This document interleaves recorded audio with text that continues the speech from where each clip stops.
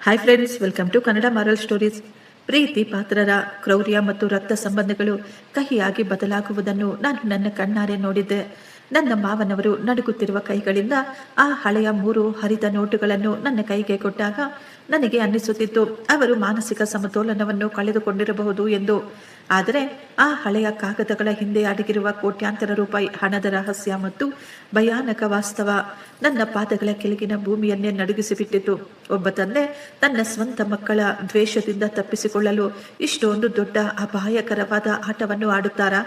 ಆ ಹರಿದ ನೋಟುಗಳಲ್ಲಿ ಅಡಗಿರುವ ಒಂದು ಸಣ್ಣ ಸುಳಿವು ನನ್ನನ್ನು ರಾತ್ರೋರಾತ್ರಿ ಶ್ರೀಮಂತಳನ್ನಾಗಿ ಮಾಡಿಬಿಟ್ಟಿತ್ತು.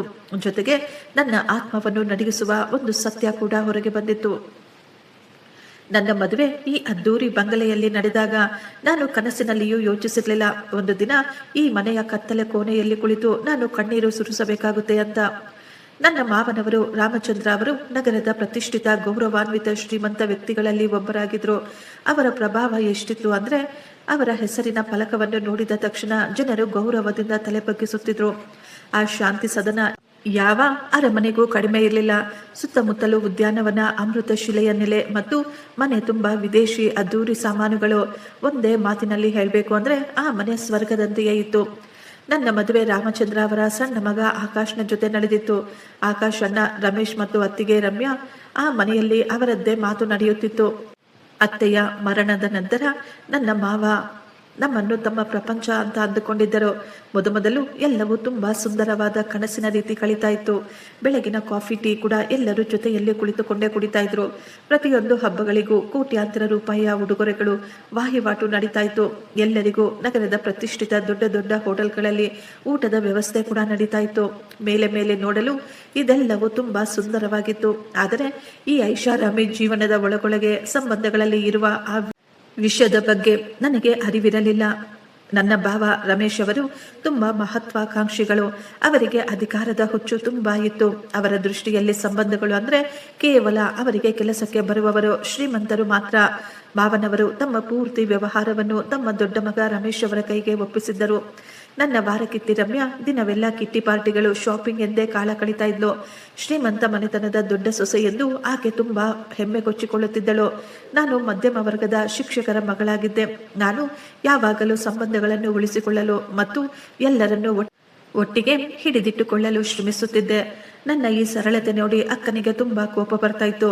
ಅವಳು ಯಾವಾಗಲೂ ನನ್ನನ್ನು ಅವಮಾನ ಮಾಡಲು ಅವಕಾಶಗಳನ್ನು ಹುಡುಕುತ್ತಿದ್ದಳು. ಆಕಾಶ್ ತುಂಬಾ ಸೀದಾ ಸಾದಾ ಅಮಾಯಕ. ಅವರು ಯಾವಾಗಲೂ ತನ್ನ ಅಣ್ಣನ ನೆರಳಿನ ಹಾಗೆಯೇ ಇದ್ರು. ಅವರು ಯಾವಾಗಲೂ ಯಾವುದೇ ವಿವಾದದಲ್ಲಿ ಸಿಕ್ಕಿ ಹಾಕಿಕೊಳ್ತಾ ಇರಲಿಲ್ಲ. ಇದರ ಲಾಭವನ್ನು ನನ್ನ ಭಾವ ಪಡೆದುಕೊಳ್ಳುತ್ತಿದ್ದರು. ಇದ್ದಕ್ಕಿದ್ದ ಹಾಗೆ ಸಮಯ ಯಾವ ರೀತಿ ಬದಲಾಗ್ಬಿಡ್ತು ಅಂದ್ರೆ ಆ ಸಂತೋಷದ ಅರಮನೆ ರಾತ್ರೋರಾತ್ರಿ ಚೆದರಿ ಹೋಗಿತ್ತು.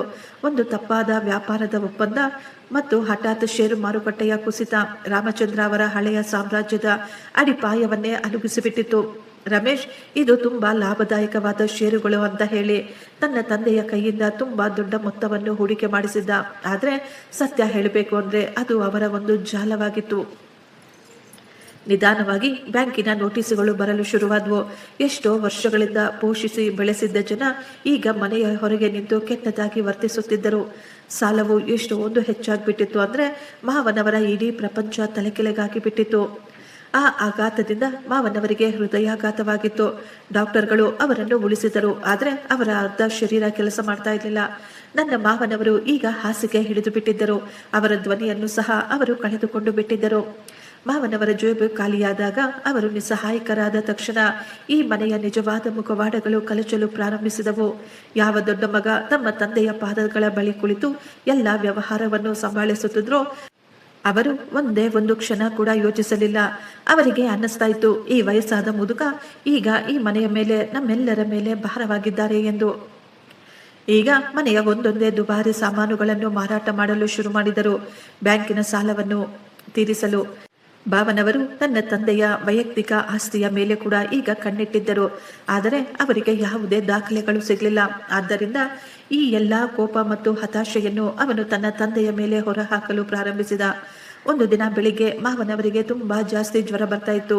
ಆಗ ರಮೇಶ್ ಮತ್ತು ರಮ್ಯಾ ಇಬ್ಬರು ತೀರ್ಮಾನ ಮಾಡಿದ್ರು ಅವರನ್ನು ಮನೆಯ ದೊಡ್ಡ ರೂಮಿನಲ್ಲಿ ಇಡುವ ಅವಶ್ಯಕತೆ ಇಲ್ಲ ಎಂದು. ಅಕ್ಕ ಮುಖ ತಿರುಗಿಸಿಕೊಂಡು ಹೇಳ್ತಾ ಇದ್ಲು, ಈ ವಯಸ್ಸಾದ ಮುದುಗನಿಂದ ಮನೆಯೆಲ್ಲ ಔಷಧಿಗಳ ವಾಸನೆ ಹೊಡಿತಾ ಇದೆ. ಮನೆಗೆ ಬರುವ ಅತಿಥಿಗಳ ಮೇಲೆ ಇದು ತುಂಬಾ ಕೆಟ್ಟ ಪರಿಣಾಮ ಬೀರುತ್ತೆ. ಸ್ವಲ್ಪ ಕೂಡ ನಾಚಿಕೆ ಮರ್ಯಾದೆ ಇಲ್ಲದೆ ನನ್ನ ಭಾವ ರಮೇಶ್ ನನ್ನ ತಂದೆಯನ್ನು ಅವರ ಹಾಸಿಗೆಯಿಂದ ಎಳೆದುಕೊಂಡು ಮನೆಯ ಹಿಂಭಾಗದಲ್ಲಿರುವ ಹಳೆಯ ಸ್ಟೋರ್ ರೂಮಿಗೆ ಹಾಕಿಬಿಟ್ಟರು. ಅಲ್ಲಿ ಎಷ್ಟೋ ವರ್ಷಗಳಿಂದ ಹಳೆಯ ಸಾಮಾನುಗಳನ್ನು, ಕೆಲಸಕ್ಕೆ ಬಾರದ ವಸ್ತುಗಳನ್ನು ಶೇಖರಿಸಿ ಇಟ್ಟುಕೊಳ್ಳಲಾಗ್ತಾ ಇತ್ತು. ಆ ರೂಮು ಸಾಕ್ಷಾತ್ ನರಕದ ಪ್ರತಿಬಿಂಬವಾಗಿತ್ತು. ಗೋಡೆಗಳಿಂದ ಬಣ್ಣವೆಲ್ಲವೂ ಬಿದ್ದು ಹೋಗ್ತಾ ಇತ್ತು. ಸುತ್ತಲೂ ಜೇಡರ ಬಳೆಗಳು ಕಟ್ಟಿದ್ದವು. ಆ ರೂಮಿನಲ್ಲಿ ಎಷ್ಟೊಂದು ವಾಸನೆ ಬರ್ತಾ ಇತ್ತು ಅಂದ್ರೆ ಅಲ್ಲಿ ಒಂದೇ ಒಂದು ಕ್ಷಣ ಕೂಡ ನಿಲ್ಲುವುದು ಅದು ತುಂಬಾ ಕಷ್ಟಕರವಾಗುತ್ತಿತ್ತು. ಅಲ್ಲಿ ಸ್ವಲ್ಪವೂ ಬೆಳಕಿರ್ಲಿಲ್ಲ, ಫ್ಯಾನು ಕೂಡ ಇರಲಿಲ್ಲ. ಮಾವನವರ ಕಣ್ಣುಗಳಲ್ಲಿ ಆ ಸಮಯದಲ್ಲಿ ಇದ್ದಂತಹ ನೋವನ್ನು ನೋಡಿ ನನ್ನ ಹೃದಯ ಛಿದ್ರವಾಗ್ತಾ ಇತ್ತು. ಅವರು ಏನನ್ನೋ ಹೇಳಬೇಕು ಅಂತ ಪ್ರಯತ್ನ ಪಡ್ತಾ ಇದ್ರು. ಅವರ ಕೈಗಳು ನಡುಗುತ್ತಿದ್ದವು. ಆದರೆ ರಮೇಶ್ ಸ್ವಲ್ಪ ಕೂಡ ಕರುಣೆ ಇಲ್ಲದೆ ಆ ಬಾಗಿಲನ್ನು ಮುಚ್ಚುತ್ತಾ ಇನ್ನು ಮುಂದೆ ಇದೇ ನಿನ್ನ ಜಾಗ ಎಂದು ಹೇಳಿದ. ಆಕಾಶ್ ಸೈಲೆಂಟ್ ಆಗಿ ನಿಂತು ಇವೆಲ್ಲವನ್ನು ನೋಡ್ತಾ ಇದ್ದ. ನಾನು ಇದಕ್ಕೆ ವಿರೋಧವನ್ನು ವ್ಯಕ್ತಪಡಿಸಿದಾಗ ರಮೇಶ್ ನನ್ನ ಮೇಲೆ ಕೋಪದಿಂದ ಕಿರುಚಾಡುತ್ತಾ ಹೇಳಿದ್ರು, ನಿನಗೆ ಅವರ ಮೇಲೆ ಅಷ್ಟೊಂದು ಅನುಕಂಪ ಇದ್ರೆ ನೀನು ಕೂಡ ಅವರ ಜೊತೆ ಇಲ್ಲೇ ಇರು. ಆಗ ಆಕಾಶ್ ನನ್ನನ್ನು ಎಳೆದುಕೊಂಡು ಹೋಗಿ ರೂಮಿನಲ್ಲಿ ಬಂದು ಮಾಡಿಬಿಟ್ಟರು. ಆ ರಾತ್ರಿಯೆಲ್ಲ ನನಗೆ ನಿದ್ದೆನೆ ಬರಲಿಲ್ಲ. ಆ ಚಳಿಯಿಂದ ನನ್ನ ಮಾವನವರು ನಡುಗುತ್ತಿದ್ದರು. ಯಾವ ತಂದೆ ತಮ್ಮ ಮಕ್ಕಳನ್ನು ದುಬಾರಿ ರೇಷ್ಮೆಯ ಹಾಸಿಗೆಯಲ್ಲಿ ಮಲಗಿಸಿದ್ರೋ ಆ ತಂದೆ ಈ ದಿನ ಹಳೆಯ ಹರಿದ ಚಾಪೆಯ ಮೇಲೆ ಬಿದ್ದುಕೊಂಡಿದ್ದರು. ನನ್ನ ಆತ್ಮವು ನನ್ನನ್ನು ಧಿಕ್ಕರಿಸುತ್ತಿತ್ತು. ನಾನು ಆ ಕ್ಷಣವೇ ತೀರ್ಮಾನ ಮಾಡಿದೆ, ಇನ್ನು ಮುಂದೆ ನಾನು ನನ್ನ ಮಾವನನ್ನು ಈ ಸ್ಥಿತಿಯಲ್ಲಿ ಇರಲು ಬಿಡೋದಿಲ್ಲ. ಇದಕ್ಕಾಗಿ ನಾನು ರಮೇಶ್ ಅವರ ಕೈಯಿಂದ ಒದೆ ತಿಂದ್ರೂ ಪರವಾಗಿಲ್ಲ ಅಂತ. ಮಧ್ಯರಾತ್ರಿ ಎಲ್ಲರೂ ಮಲಗಿದ ನಂತರ ನಾನು ಮೌನವಾಗಿ ಎದ್ದು ಅಡಿಗೆ ಮನೆಗೆ ಹೋಗಿ ಅವರಿಗಾಗಿ ಸ್ವಲ್ಪ ಊಟವನ್ನು ರೆಡಿ ಮಾಡಿಕೊಂಡೆ ಮತ್ತು ಒಂದು ಬೆಚ್ಚಗಿನ ಕಂಬಳಿ ತೆಗೆದುಕೊಂಡು ಸೈಲೆಂಟ್ ಆಗಿ ಸ್ಟೋರ್ ರೂಮಿನ ಕಡೆ ಹೋದೆ. ಬಾಗಿಲನ್ನು ತೆರೆದ ತಕ್ಷಣ ಇಲಿಗಳು ಓಡಾಡುತ್ತಿರುವ ಶಬ್ದಗಳು ಕೇಳಿಸುತ್ತಿದ್ದವು. ಮಾವನವರು ಆ ಕತ್ತಲಲ್ಲಿ ಆಕಾಶದ ಕಡೆಯೇ ನೋಡ್ತಾ ಇದ್ರು. ಅವರು ನನ್ನನ್ನು ನೋಡಿದ ತಕ್ಷಣ ಅವರ ಕಣ್ಣುಗಳಿಂದ ಕಣ್ಣೀರು ಬರಲು ಶುರುವಾಯಿತು. ಅವರು ತಮ್ಮ ಕೈಗಳನ್ನು ಎತ್ತಿ ನನಗೆ ಆಶೀರ್ವಾದ ಮಾಡಲು ಪ್ರಯತ್ನ ಪಡ್ತಾ ಇದ್ರು. ಆದರೆ ಅವರ ಕೈಗಳಲ್ಲಿ ಶಕ್ತಿ ಇರಲಿಲ್ಲ. ನಾನು ತಕ್ಷಣ ಕೆಳಗೆ ಕುಳಿತುಕೊಂಡು ಅವರ ತಲೆಯನ್ನು ನನ್ನ ಮಡಿಲಿನಲ್ಲಿ ಇಟ್ಕೊಂಡು ಅವರಿಗೆ ಸಮಾಧಾನ ಮಾಡುತ್ತಾ ಊಟವನ್ನು ತಿನ್ನಿಸುತ್ತಿದ್ದೆ. ಅವರ ಕಣ್ಣೀರು ನನ್ನ ಕೈಗಳ ಮೇಲೆ ಬೀಳ್ತಾ ಇತ್ತು. ಅದು ನನ್ನ ಹೃದಯವನ್ನು ಹಿಂಡಿದಂತೆ ಆಗುತ್ತಿತ್ತು. ನಾನು ಅವರಿಗೆ ಕಂಬಳಿಯನ್ನು ಹೊದಿಸಿದಾಗ ಮಾವನವರು ನನ್ನ ಕೈಯನ್ನು ಗಟ್ಟಿಯಾಗಿ ಹಿಡಿದುಕೊಂಡರು. ಅವರು ನನ್ನನ್ನು ಹೋಗದಂತೆ ತಡಿತಾ ಇದ್ರು ಅನಿಸುತ್ತೆ. ಆ ಕತ್ತಲೆ ಕೋಣೆಯಲ್ಲಿ ಕಸ ಮತ್ತು ಆ ಕೊಳಕು ತುಂಬಿದ ಆ ಸ್ಥಳವನ್ನು ನೋಡಿದಾಗ ನನಗೆ ಅರ್ಥವಾಯಿತು, ನಿಜವಾದ ಸಂಪತ್ತು ಹಣದಲ್ಲಿ ಇಲ್ಲ, ನಮ್ಮವರಿಗಾಗಿ ಸುರಿಸುವ ಕಣ್ಣೀರಿನಲ್ಲಿ ಇದೆ ಎಂದು. ಮುಂದಿನ ಕೆಲವು ದಿನಗಳು ಇದೇ ರೀತಿ ನಡೀತಾ ಇತ್ತು. ನಾನು ದಿನವೆಲ್ಲ ಅಕ್ಕನ ಬೈಗುಳ ಕೇಳಿಸಿಕೊಳ್ತಾ ಇದ್ದೆ. ಮನೆಯ ಎಲ್ಲ ಕೆಲಸ ಮಾಡ್ತಾ ಇದ್ದೆ. ರಾತ್ರಿ ಯಾರಿಗೂ ಗೊತ್ತಾಗದ ಹಾಗೆ ಬಚ್ಚಿಟ್ಟುಕೊಂಡು ನನ್ನ ಮಾವನವರ ಸೇವೆ ಮಾಡಲು ಹೋಗ್ತಾ ಇದ್ದೆ. ರಮೇಶ್ ಯಾವಾಗಲೂ ಕುಡಿದ ಮತ್ತಿನಲ್ಲಿ ಅಲ್ಲಿಗೆ ಬಂದು ತಮ್ಮ ತಂದೆಯ ಮೇಲೆ ಕಿರುಚಾಡ್ತಾ ಇದ್ದ. ಹೇ ಮುದುಗ, ನಂಗೆ ಸತ್ಯ ಹೇಳು, ಎಲ್ಲಿದ್ದಾವೆ ಆ ಪತ್ರಗಳು? ಇಷ್ಟಕ್ಕೂ ಎಲ್ಲಿ ಬಚ್ಚಿಟ್ಟಿದ್ಯಾ ಆ ತಿಜೋರಿ ಬೀಗಗಳು? ಮಾವನವರು ಏನು ಮಾತನಾಡದೆ ಮೌನವಾಗಿ ಇರ್ತಾ ಇದ್ರು. ರಮೇಶ್ ಅವರಿಗೆ ಎಷ್ಟೊಂದು ಕಾಟ ಕೊಡ್ತಾ ಇದ್ದ. ಕೆಲವೊಮ್ಮೆ ಅವರನ್ನು ಕಾಲಿನಿಂದ ಕೂಡ ಹೊಡಿತಾ ಇದ್ದ. ಇದೆಲ್ಲ ನೋಡಿ ನನಗೆ ತುಂಬಾ ಕೋಪ ಬರ್ತಾ ಇತ್ತು. ನನ್ನ ರಕ್ತ ಕುದಿತಾ ಇತ್ತು. ಆದರೆ ನಾನು ನಿಸ್ಸಹಾಯಕಳಾಗಿದ್ದೆ. ನನಗೆ ಈಗ ಆ ದೊಡ್ಡ ಬಂಗಲೆ ಒಂದು ಸ್ಮಶಾನದ ರೀತಿ ಅನ್ನಿಸುತ್ತಿತ್ತು. ಅಲ್ಲಿ ಕೆಲಸ ಮಾಡುತ್ತಿದ್ದ ಕೆಲಸಗಾರರನ್ನು ಸಹ ತೆಗೆದುಹಾಕಲಾಯಿತು. ರಮ್ಯಾ ಅವಳು ಏನು ಕೆಲಸ ಮಾಡ್ತಾ ಇರಲಿಲ್ಲ. ಆದ್ದರಿಂದ ಎಲ್ಲ ಕೆಲಸಗಳು ನನ್ನ ಮೇಲೆ ಬಿದ್ದಿದ್ದವು. ಅವಳು ಯಾವಾಗಲೂ ಮಾವನವರಿಗೆ ಕೊಡುವ ಊಟದ ಮೇಲೆಯೂ ನಿರ್ಬಂಧ ಹಾಕ್ತಾ ಇದ್ಲು. ಅವಳು ಯಾವಾಗಲೂ ಹೇಳ್ತಾ ಇದ್ಲು, ಸಂಪಾದನೆ ಮಾಡಲು ಯೋಗ್ಯತೆ ಇಲ್ಲದವರಿಗೆ ತಿನ್ನಲು ಕೂಡ ಅವಶ್ಯಕತೆ ಏನಿದೆ?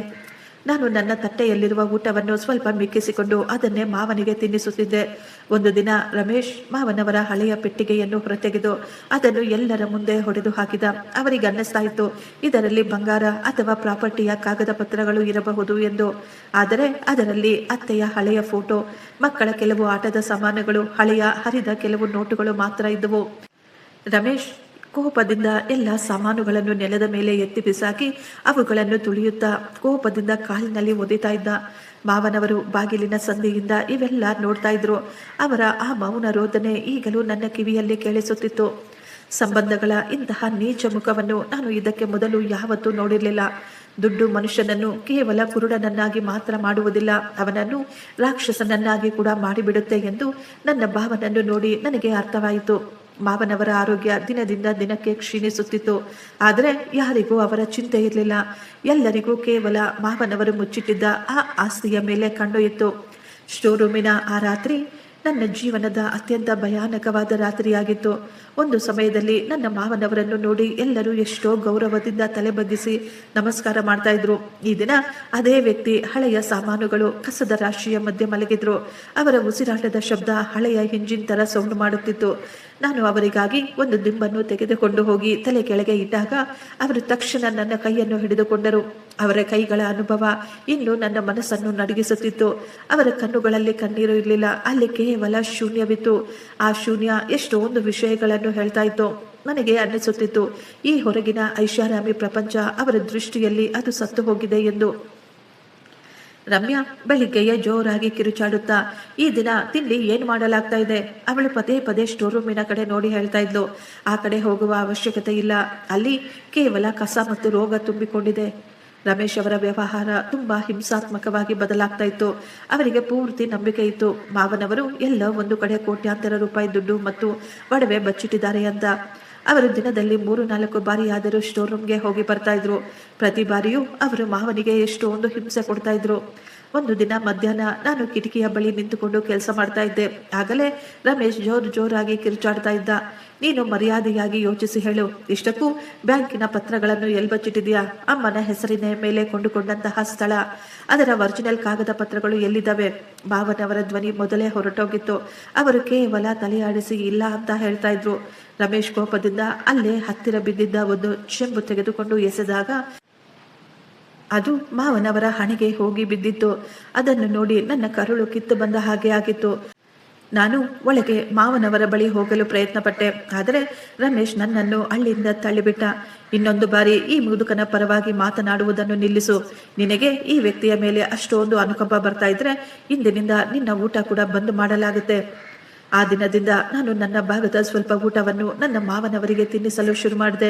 ನಾನು ಖುದ್ದು ಹಾಲು ಕುಡಿಯುವುದನ್ನು ಬಿಟ್ಟುಬಿಟ್ಟೆ. ಮಾವನವರಿಗೆ ಪ್ರತಿದಿನ ಹಾಲನ್ನು, ಸ್ವಲ್ಪ ಊಟವನ್ನು ತೆಗೆದುಕೊಂಡು ಹೋಗ್ತಾ ಇದ್ದೆ. ಮನೆಯ ಪರಿಸ್ಥಿತಿ ಯಾವ ರೀತಿಯಾಗ್ಬಿಟ್ಟಿತ್ತು ಅಂದರೆ ಅದು ಒಂದು ಕುರುಕ್ಷೇತ್ರದ ಯುದ್ಧವಾಗಿ ಬಿಟ್ಟಿತ್ತು. ನನ್ನ ಗಂಡ ಆಕಾಶ್ ಪೂರ್ತಿಯಾಗಿ ತನ್ನ ಅಣ್ಣನ ವಶದಲ್ಲಿದ್ರು. ನಾನು ಯಾವಾಗಲಾದರೂ ನನ್ನ ಮಾವನವರ ಆರೋಗ್ಯದ ಬಗ್ಗೆ, ಅವರ ಸ್ಥಿತಿಯ ಬಗ್ಗೆ ಏನಾದರೂ ನನ್ನ ಗಂಡನ ಜೊತೆ ಮಾತನಾಡಿದರೆ ಅವರು ತಕ್ಷಣ ಮುಖ ತಿರುಗಿಸಿಕೊಂಡು ಹೇಳ್ತಾ ಇದ್ರು, ಅಂಜಲಿ, ಅಣ್ಣ ಏನೇ ಮಾಡಿದ್ರು ಅದು ಈ ಮನೆಯನ್ನು ಉಳಿಸಲು ಮಾಡ್ತಾ ಇದ್ದಾನೆ. ಅಪ್ಪ ಎಲ್ಲ ದುಡ್ಡು ನಷ್ಟ ಮಾಡಿಬಿಟ್ಟಿದ್ದಾರೆ. ಈಗ ನಾವೆಲ್ಲರೂ ಬೀದಿಗೆ ಬಂದು ಬಿಟ್ಟಿದ್ದೇವೆ. ನಾನು ಅವರಿಗೆ ಅರ್ಥ ಮಾಡಿಸಲು ಪ್ರಯತ್ನ ಪಡ್ತಾ ಇದ್ದೆ. ದುಡ್ಡು ಇವತ್ತು ಬರುತ್ತೆ, ನಾಳೆ ಹೋಗುತ್ತೆ, ಆದರೆ ತಂದೆ ಇನ್ನೊಂದು ಬಾರಿ ವಾಪಸ್ ಬರೋದಿಲ್ಲ ಎಂದು. ಆದರೆ ಅವರ ಮೇಲೆ ಯಾರೋ ಮಾಟ ಮಾಡಿಸಿದ ಹಾಗೆ ಅವರು ಆಡ್ತಾ ಇದ್ರು. ಅವರು ನನ್ನ ಒಂದೇ ಒಂದು ಮಾತುಗಳನ್ನು ಸಹ ಕೇಳಿಸಿಕೊಳ್ಳುತ್ತಿರಲಿಲ್ಲ. ರಮ್ಯಾ ನಿಧಾನವಾಗಿ ಮನೆಯ ದುಬಾರಿ ಸಾಮಾನುಗಳನ್ನು ತನ್ನ ತವರು ಮನೆಗೆ ಸಾಗಿಸಲು ಶುರು ಮಾಡಿದ್ಲು. ಅವಳು ಹೆದರಿಕೊಂಡಿದ್ಲು, ಬ್ಯಾಂಕಿನವರು ಬಂದು ಎಲ್ಲ ಸಾಮಾನುಗಳನ್ನು ಜಪ್ತಿ ಮಾಡಿದ್ರೆ ಹೇಗೆ ಅಂತ. ಅವಳು ಮಾವನವರ ರೂಮಿನ ಪ್ರತಿಯೊಂದು ವಸ್ತುಗಳನ್ನು ಹುಡುಕಾಡ್ತಾ ಇದ್ಲು. ಏನೂ ಸಿಗದಿದ್ದಾಗ ಕೊನೆಗೆ ಅವಳು ಮಾವನವರ ಕೋಟುಗಳನ್ನು ಸಹ ಹರಿದು ಹುಡುಕಾಡಿದ್ಲು. ಒಂದು ದಿನ ತುಂಬಾ ಜೋರಾಗಿ ಮಳೆ ಬರ್ತಾ ಇತ್ತು. ಸ್ಟೋರ್ ರೂಮಿನಲ್ಲಿ ಮಳೆಯ ನೀರು ಸೋರುತ್ತಿತ್ತು. ನಮ್ಮ ಮಾವನವರು ಪೂರ್ತಿಯಾಗಿ ನೆನೆದು ಹೋಗಿದ್ರು. ನಾನು ಅಲ್ಲಿಗೆ ಹೋದಾಗ ಅವರು ಪೂರ್ತಿ ನೆನೆದು ಚಳಿಯಿಂದ ನಡುಗುತ್ತಿದ್ದರು. ನಾನು ತಕ್ಷಣ ನನ್ನ ದುಪ್ಪಟ್ಟದಿಂದ ಅವರ ಮೈಯನ್ನು ಒರೆಸಿದೆ. ಅವರನ್ನು ನನ್ನ ರೂಮಿಗೆ ಕರೆದುಕೊಂಡು ಬಂದು ಒಂದು ಬೆಚ್ಚಗಿನ ಕಂಬಳಿಯಲ್ಲಿ ಮಲಗಿಸಿದೆ. ಆ ಸಮಯದಲ್ಲಿ ಅವರು ನನ್ನ ಕೈಯನ್ನು ಹಿಡಿದುಕೊಂಡು ಅವರ ಹಳೆಯ ಹರಿದ ಬಟ್ಟೆಗಳ ಕಡೆ ತೋರಿಸಿದರು. ನಾನು ಆ ಹಳೆಯ ಬಟ್ಟೆಯಲ್ಲಿ ಕೈ ಹಾಕಿ ನೋಡಿದಾಗ ಅಲ್ಲಿ ನನಗೆ ಏನೂ ಸಿಗ್ಲಿಲ್ಲ. ನನಗೆ ಅನ್ನಿಸುತ್ತಿತ್ತು ಅವರು ಹಳೆಯ ಯಾವುದೋ ನೆನಪನ್ನು ನೆನೆಸಿಕೊಂಡಿರಬಹುದು ಅಂತ. ಮಾವನವರ ಪರಿಸ್ಥಿತಿ ಹೇಗಿತ್ತು ಅಂದ್ರೆ ಡಾಕ್ಟರ್ನನ್ನು ಕರೆಸಬೇಕಾದ ಸ್ಥಿತಿ ಬಂದು ಬಿಟ್ಟಿತ್ತು. ಆದರೆ ರಮೇಶ್ ಮಾತ್ರ ಸ್ಪಷ್ಟವಾಗಿ ನಿರಾಕರಿಸಿಬಿಟ್ಟಿದ್ರು. ಅವರು ಆದೇಶ ಮಾಡಿದ್ರು, ಡಾಕ್ಟರ್ ಮನೆಗೆ ಬರಬಾರ್ದು ಅಂತ. ಒಂದು ವೇಳೆ ಡಾಕ್ಟರ್ ಬಂದರೆ ಅವರಿಗೆ ದುಡ್ಡನ್ನು ಯಾರು ಕೊಡುತ್ತಾರೆ? ನೀನೇನಾದರೂ ನಿನ್ನ ತವರು ಮನೆಯಿಂದ ದುಡ್ಡನ್ನು ತಂದು ಕೊಡ್ತೀಯಾ ಅಂತ ಕೇಳ್ತಾ ಇದ್ರು. ನಾನು ನನ್ನ ತವರು ಮನೆಯಿಂದ ತಂದಂತಹ ಬಳೆಗಳನ್ನು ಮಾರಾಟ ಮಾಡಿಬಿಟ್ಟೆ. ಯಾರಿಗೂ ಗೊತ್ತಾಗದ ಹಾಗೆ ಒಂದು ಕ್ಲಿನಿಕ್ಕಿನ ಡಾಕ್ಟರನ್ನು ಮನೆಗೆ ಕರೆದುಕೊಂಡು ಬಂದೆ. ಡಾಕ್ಟರ್ ಮಾವನವರನ್ನು ಚೆಕ್ ಮಾಡಿದಾಗ ಅವರ ಕಣ್ಣುಗಳಲ್ಲಿ ದುಃಖ ಮತ್ತು ಆಶ್ಚರ್ಯ ಅವರಿಂದ ಮರೆ ಮಾಡಲು ಸಾಧ್ಯವಾಗಲಿಲ್ಲ. ಅವರು ನನ್ನನ್ನು ಪಕ್ಕದಲ್ಲಿ ಕರೆದುಕೊಂಡು ಹೋಗಿ ಹೇಳಿದ್ರು, ಮೇಡಮ್, ಇವರಿಗೆ ಔಷಧಿಗಳಿಗಿಂತಲೂ ಪ್ರೀತಿ ಮತ್ತು ಗೌರವದ ಅವಶ್ಯಕತೆ ಇದೆ. ಇವರ ಮನಸ್ಸು ಸೋತು ಹೋಗಿದೆ. ಆದ್ದರಿಂದಲೇ ಇವರ ಇಡೀ ದೇಹ ಕೂಡ ಸೋಲನ್ನು ಒಪ್ಪಿಕೊಳ್ಳುತ್ತಿದೆ. ಡಾಕ್ಟರ್ ಅವರ ಈ ಮಾತು ಕೇಳಿ ನಾನು ಅಲ್ಲೇ ಕುಳಿತು ಜೋರಾಗಿ ಅಳಲು ಶುರು ಮಾಡಿದೆ. ಮಾವನವರು ನಾನು ಅಳುತ್ತಿರುವುದನ್ನು ನೋಡಿ ನನ್ನನ್ನು ಅವರ ಹತ್ತಿರ ಕರೆದುಕೊಂಡರು. ಅವರು ತುಂಬಾ ಕಷ್ಟಪಟ್ಟು ಒಂದೊಂದೇ ಅಕ್ಷರಗಳನ್ನು ಜೋಡಿಸುತ್ತಾ ಏನನ್ನೋ ಹೇಳಲು ಪ್ರಯತ್ನ ಪಡುತ್ತಿದ್ದರು. ಅವರು ಹೇಳುತ್ತಿದ್ದ ಅಕ್ಷರಗಳು ಈ ದಿನವೂ ನನ್ನ ಕಿವಿಯಲ್ಲಿ ಕೇಳಿಸುತ್ತಿದ್ದವು. ಮುಂದಿನ ಕೆಲವು ದಿನ ಭಾವ ಮತ್ತು ಅಕ್ಕನ ಕ್ರೂರತೆ ತುಂಬಾ ಹೆಚ್ಚಾಗಿ ಬಿಟ್ಟಿತ್ತು. ಅವರು ಈಗ ಮಾವನವರಿಗೆ ಸ್ನಾನ ಮಾಡಿಸುವುದನ್ನು ಸಹ ಬೇಡ ಅಂತ ಹೇಳಿಬಿಟ್ಟಿದ್ರು. ನಾನು ಮಾವ ಅವರಿಗೆ ಸ್ನಾನ ಮಾಡಿಸಲು ನೀರನ್ನು ಬಿಸಿ ಮಾಡುವಾಗ ರಮ್ಯಾ ತಕ್ಷಣ ಸ್ಟವ್ ಆಫ್ ಮಾಡಿ, ಯಾಕೆ ಗ್ಯಾಸ್ ಅನ್ನು ಹಾಳು ಮಾಡ್ತಾ ಇದೀಯಾ? ನಿನಗೆ ಅಷ್ಟೊಂದು ಕಾಳಜಿ ಇದ್ರೆ ನೀನು ತಣ್ಣೀರಿನಲ್ಲಿ ಅವರಿಗೆ ಸ್ನಾನ ಮಾಡಿಸು ಅಂತ ಹೇಳಿಬಿಟ್ಲು. ಡಿಸೆಂಬರ್ನ ಮೈ ನಡುಗಿಸುವ ಈ ಚಳಿಯಲ್ಲಿ ಆ ವಯಸ್ಸಾದ ಹುಷಾರಿಲ್ಲದ ವ್ಯಕ್ತಿಗೆ ತಣ್ಣೀರಿನಲ್ಲಿ ಸ್ನಾನ ಮಾಡಿಸು ಅಂತ ಹೇಳ್ತಾ ಇದ್ಲು. ಅವಳ ಮಾತುಗಳಿಗೆ ನನಗೆ ಎಷ್ಟೊಂದು ಕೋಪ ಬರ್ತಾ ಇತ್ತು. ಆದರೆ ನನ್ನಿಂದ ಏನೂ ಮಾಡಲು ಸಾಧ್ಯವಿಲ್ಲ. ನಾನು ನನಗಾಗಿ ಕಾಯಿಸಿದ ನೀರನ್ನು ತಂದು ಅವರಿಗೆ ಸ್ನಾನವನ್ನು ಮಾಡಿಸಿದೆ. ಆ ಸಮಯದಲ್ಲಿ ನಾನು ಅವರ ಬೆನ್ನಿನ ಮೇಲೆ ಕೆಲವೊಂದು ನೀಲಿ ಬಣ್ಣದ ಗುರುತುಗಳನ್ನು ನೋಡಿದೆ. ನನ್ನ ಅನುಮಾನ ನಿಜವಾಗಿ ಬಿಟ್ಟಿತ್ತು. ರಮೇಶ್ ಮಾವ ಅವರನ್ನು ಹೊಡಿತಾ ಇದ್ದ. ಅವರ ಗಾಯಗಳನ್ನು ನೋಡಿ ನನ್ನ ರಕ್ತ ಕುದಿತಾ ಇತ್ತು. ನಾನು ತಕ್ಷಣ ರಮೇಶ್ನ ಮುಂದೆ ಹೋಗಿ ಇದರ ಬಗ್ಗೆ ಕೇಳಿದಾಗ ಅವರು ನನ್ನನ್ನು ಕೂಡ ಜೋರಾಗಿ ಹೊಡೆದು ಬಿಟ್ರು. ಆಕಾಶ್ ಕೂಡ ನನ್ನ ಪರವಾಗಿ ಮಾತನಾಡಲಿಲ್ಲ. ಆ ದಿನ ಆ ಒಂದು ಏಟು ನನ್ನೊಳಗಿನ ಮಮತೆಯ ಬೆಂಕಿಯನ್ನು ಹೊತ್ತಿಸಿಬಿಟ್ಟಿತ್ತು. ಆ ದಿನವೇ ನಾನು ತೀರ್ಮಾನ ಮಾಡಿಕೊಂಡೆ, ಏನೇ ಆದರೂ ಸರಿ, ಇನ್ನು ಮುಂದೆ ಮಾವನವರ ಆಧಾರವಾಗಿ ನಾನು ನಿಂತುಕೊಳ್ಳುತ್ತೇನೆ. ನಾನು ರಾತ್ರಿ ಹಗಲು ಎನ್ನದೆ ಅವರ ಬಳಿ ಆ ರೂಮಿನಲ್ಲೇ ಕುಳಿತುಕೊಂಡು ಇರ್ತಾ ಇದ್ದೆ. ಆ ರೂಮಿನ ವಾಸನೆ ಮತ್ತು ಆ ಇಲಿಗಳ ಕಾಟ ನನಗೆ ಈಗ ಅಭ್ಯಾಸವಾಗಿ ಬಿಟ್ಟಿತ್ತು. ನಾನು ಗಮನಿಸುತ್ತಿದ್ದೆ, ಮಾವನವರು ಯಾವಾಗಲೂ ಆ ಗೋಡೆಯ ಮೇಲೆ ಏನೋ ಗೆರೆಗಳನ್ನು ಗೀಜುತ್ತಿದ್ದರು. ನನಗೆ ಅನ್ನಿಸುತ್ತಿತ್ತು, ಅವರು ಬಹುಶಃ ತಮ್ಮ ದಿನಗಳನ್ನು ಲೆಕ್ಕ ಹಾಕ್ತಾ ಇರಬಹುದು ಅಂತ. ಅವರ ಆ ಗೆರೆಗಳಿಗೆ ನನಗೆ ಯಾವುದೇ ಅರ್ಥ ಗೊತ್ತಾಗುತ್ತಿರಲಿಲ್ಲ. ಒಂದು ದಿನ ಅವರು ನೆಲದ ಮೇಲೆ 10 ಎಂದು ಬರೆದಿದ್ರು. ನಾನು ಅಂದುಕೊಂಡೆ ಅವರು 10 ರೂಪಾಯಿ ಕೇಳ್ತಾ ಇರಬಹುದು ಎಂದು. ಆದರೆ ಆ ಮನೆಯಲ್ಲಿ 10 ರೂಪಾಯಿ ಯಾರ ಬಳಿಯೂ ಇರಲಿಲ್ಲ. ಎಲ್ಲರೂ ಸಾಲದಲ್ಲಿ ಮುಳುಗಿ ಹೋಗಿದ್ರು. ರಮ್ಯಾ ಈಗ ಮನೆಯ ಸೋಫಾಗಳನ್ನು, ಕೆಲವೊಂದು ಸಾಮಾನುಗಳನ್ನು ಸಹ ಮಾರಾಟಕ್ಕೆ ಇಟ್ಟಿದ್ದಳು. ಒಂದು ದಿನ ಅವಳು ಮಾವನವರ ಅತ್ಯಂತ ಪ್ರಿಯವಾದ ಹಳೆಯ ವಿಶ್ರಾಂತಿ ತೆಗೆದುಕೊಳ್ಳುವ ಆ ಚೇರನ್ನು ಸಹ ಮಾರಾಟ ಮಾಡಿಬಿಟ್ಲು. ನಮ್ಮ ಮಾವನವರು ಅದರ ಮೇಲೆ ಕುಳಿತುಕೊಂಡು ಗಂಟೆಗಳ ಗಟ್ಟಲೆ ನಮಗೆ ಕಥೆಗಳನ್ನು, ಬೇರೆ ಬೇರೆ ವಿಷಯಗಳನ್ನು ಹೇಳುತ್ತಿದ್ದರು. ಆ ಕುರ್ಚಿ ತೆಗೆದುಕೊಂಡು ಹೋಗುತ್ತಿರುವುದನ್ನು ನೋಡಿದಾಗ ಅವರ ಕಣ್ಣುಗಳಿಂದ ಕಣ್ಣೀರು ಬರ್ತಾ ಇತ್ತು. ಆ ಚೇರು ಕೇವಲ ಕಟ್ಟಿಗೆಯ ತುಂಡಾಗಿರಲಿಲ್ಲ, ಅದು ಅವರ ಗೌರವದ ಪ್ರತೀಕವಾಗಿತ್ತು. ಮಾವನವರ ಅನಾರೋಗ್ಯ ಈಗ ಅವರ ಶ್ವಾಸಕೋಶಗಳಿಗೂ ತಲುಪಿತ್ತು. ಅವರಿಗೆ ನಿರಂತರವಾಗಿ ಕೆಮ್ಮು ಬರ್ತಾ ಇತ್ತು. ಕೆಮ್ಮಿ ಕೆಮ್ಮಿ ಅವರ ಬಾಯಿಂದ ಈಗ ರಕ್ತ ಬರಲು ಶುರುವಾಗಿತ್ತು. ರಮೇಶ್ ಇದನ್ನು ನೋಡಿ ಹೇಳ್ತಾ ಇದ್ದ, ಇವರಿಗೆ ಸಮಯ ಹತ್ತಿರ ಬಂದ್ಬಿಟ್ಟಿದೆ. ತುಂಬಾ ಒಳ್ಳೆಯದಾಯ್ತು, ಈ ದರಿದ್ರದಿಂದ ನಮಗೆ ವಿಮುಕ್ತಿ ಸಿಕ್ಕಿಬಿಡುತ್ತೆ. ಅವನು ಸ್ವಲ್ಪವೂ ಮನಸಾಕ್ಷಿ ಇಲ್ಲದೆ ಮಾವನವರ ಮುಂದೆಯೇ ಅವರ ಅಂತಿಮ ಸಂಸ್ಕಾರಗಳ ಬಗ್ಗೆ ಮಾತನಾಡಲು ಶುರು ಮಾಡ್ದ. ಅವನು ಹೇಳ್ತಾ ಇದ್ದ, ಈಗ ಕಟ್ಟಿಗೆಗಳು ತುಂಬಾ ದುಬಾರಿ ಆಗ್ಬಿಟ್ಟಿದ್ದಾವೆ. ಆದ್ದರಿಂದ ಹತ್ತಿರದಲ್ಲೇ ಇರುವ ಯಾವುದಾದರೂ ಸ್ಮಶಾನದಲ್ಲಿ ಇವರನ್ನು ಸುಟ್ಟು ಹಾಕೋಣ. ಈ ಮಾತು ಕೇಳಿದ ತಕ್ಷಣ ನನ್ನ ಮಾವನವರು ಅವರ ಕಣ್ಣುಗಳನ್ನು ಮುಚ್ಚಿಕೊಂಡು ಬಿಟ್ರು. ನನಗೆ ಅನ್ನಿಸುತ್ತಿತ್ತು, ಅವರ ಆತ್ಮ ಆ ಕ್ಷಣದಲ್ಲೇ ಸತ್ತು ಹೋಗಿದೆ ಎಂದು. ಕೇವಲ ಅವರ ಶರೀರದಲ್ಲಿ ಮಾತ್ರ ಸ್ವಲ್ಪ ಜೀವ ಉಳಿದುಕೊಂಡಿತ್ತು. ಆ ರಾತ್ರಿ ಮಾವನವರು ನನಗೆ ಒಂದು ಹಳೆಯ ಸಣ್ಣ ಪೆಟ್ಟಿಗೆಯನ್ನು ತೋರಿಸಿದರು. ಅದನ್ನು ಅವರು ಆ ಧೂಳಿನಲ್ಲಿ ಮುಚ್ಚಿಟ್ಟಿದ್ರು. ಅದನ್ನು ಓಪನ್ ಮಾಡಿದಾಗ ಅದರಲ್ಲಿ ಅತ್ತೆಯ ಒಂದು ಕುಂಕುಮದ ಡಬ್ಬಿ ಮತ್ತು ಒಂದು ಸಣ್ಣ ಗುಲಾಬಿ ಹೂ ಇತ್ತು. ಅವರು ತಕ್ಷಣ ಆ ಹಳೆಯ ಪೆಟ್ಟಿಗೆಯನ್ನು ನನ್ನ ಕೈಗೆ ಒಪ್ಪಿಸಿದರು. ಅದು ತುಂಬಾ ಅಮೂಲ್ಯವಾದ ಆಸ್ತಿಯನ್ನು ನನಗೆ ಕೊಟ್ಟಿರುವಂತೆ. ಅವರ ಕಣ್ಣುಗಳಲ್ಲಿ ಒಂದು ಹೊಳಪು ಬಂದಿತ್ತು. ಒಂದು ದಿನ ಒಬ್ಬ ಪರಿಚಯವಿಲ್ಲದ ವ್ಯಕ್ತಿ ನಮ್ಮ ಮನೆಯ ಹೊರಗೆ ಬಂದು ಪದೇ ಪದೇ ಮಾವನವರ ಬಗ್ಗೆ ಕೇಳ್ತಾ ಇದ್ದ. ಆದರೆ ರಮೇಶ್ ಅವರನ್ನು ಅಲ್ಲಿಂದ ಓಡಿಸಿಬಿಟ್ಟ. ಆ ವ್ಯಕ್ತಿ ಹೋಗುವಾಗ ನನ್ನ ಕೈಗೆ ಒಂದು ಸಣ್ಣ ಕಾಗದದ ತುಂಡನ್ನು ಕೊಟ್ಟು ಹೋದ್ರು. ಅದರ ಮೇಲೆ ಬರೆಯಲಾಗಿತ್ತು, ಸಮಯ ತುಂಬಾ ಕಡಿಮೆ ಇದೆ, ನೋಟುಗಳನ್ನು ಸಂಭಾಳಿಸಿ ಇಟ್ಟುಕೊಳ್ಳಿ. ಅದನ್ನು ನೋಡಿ ನನಗೇನೂ ಅರ್ಥವಾಗಲಿಲ್ಲ. ಇಷ್ಟಕ್ಕೂ ಯಾವ ನೋಟುಗಳು? ನಮ್ಮ ಬಳಿ ಈಗ ತಿನ್ನಲು ಕೂಡ ದುಡ್ಡಿಲ್ಲ ಎಂದು ನನಗನ್ನಿಸುತ್ತಿತ್ತು.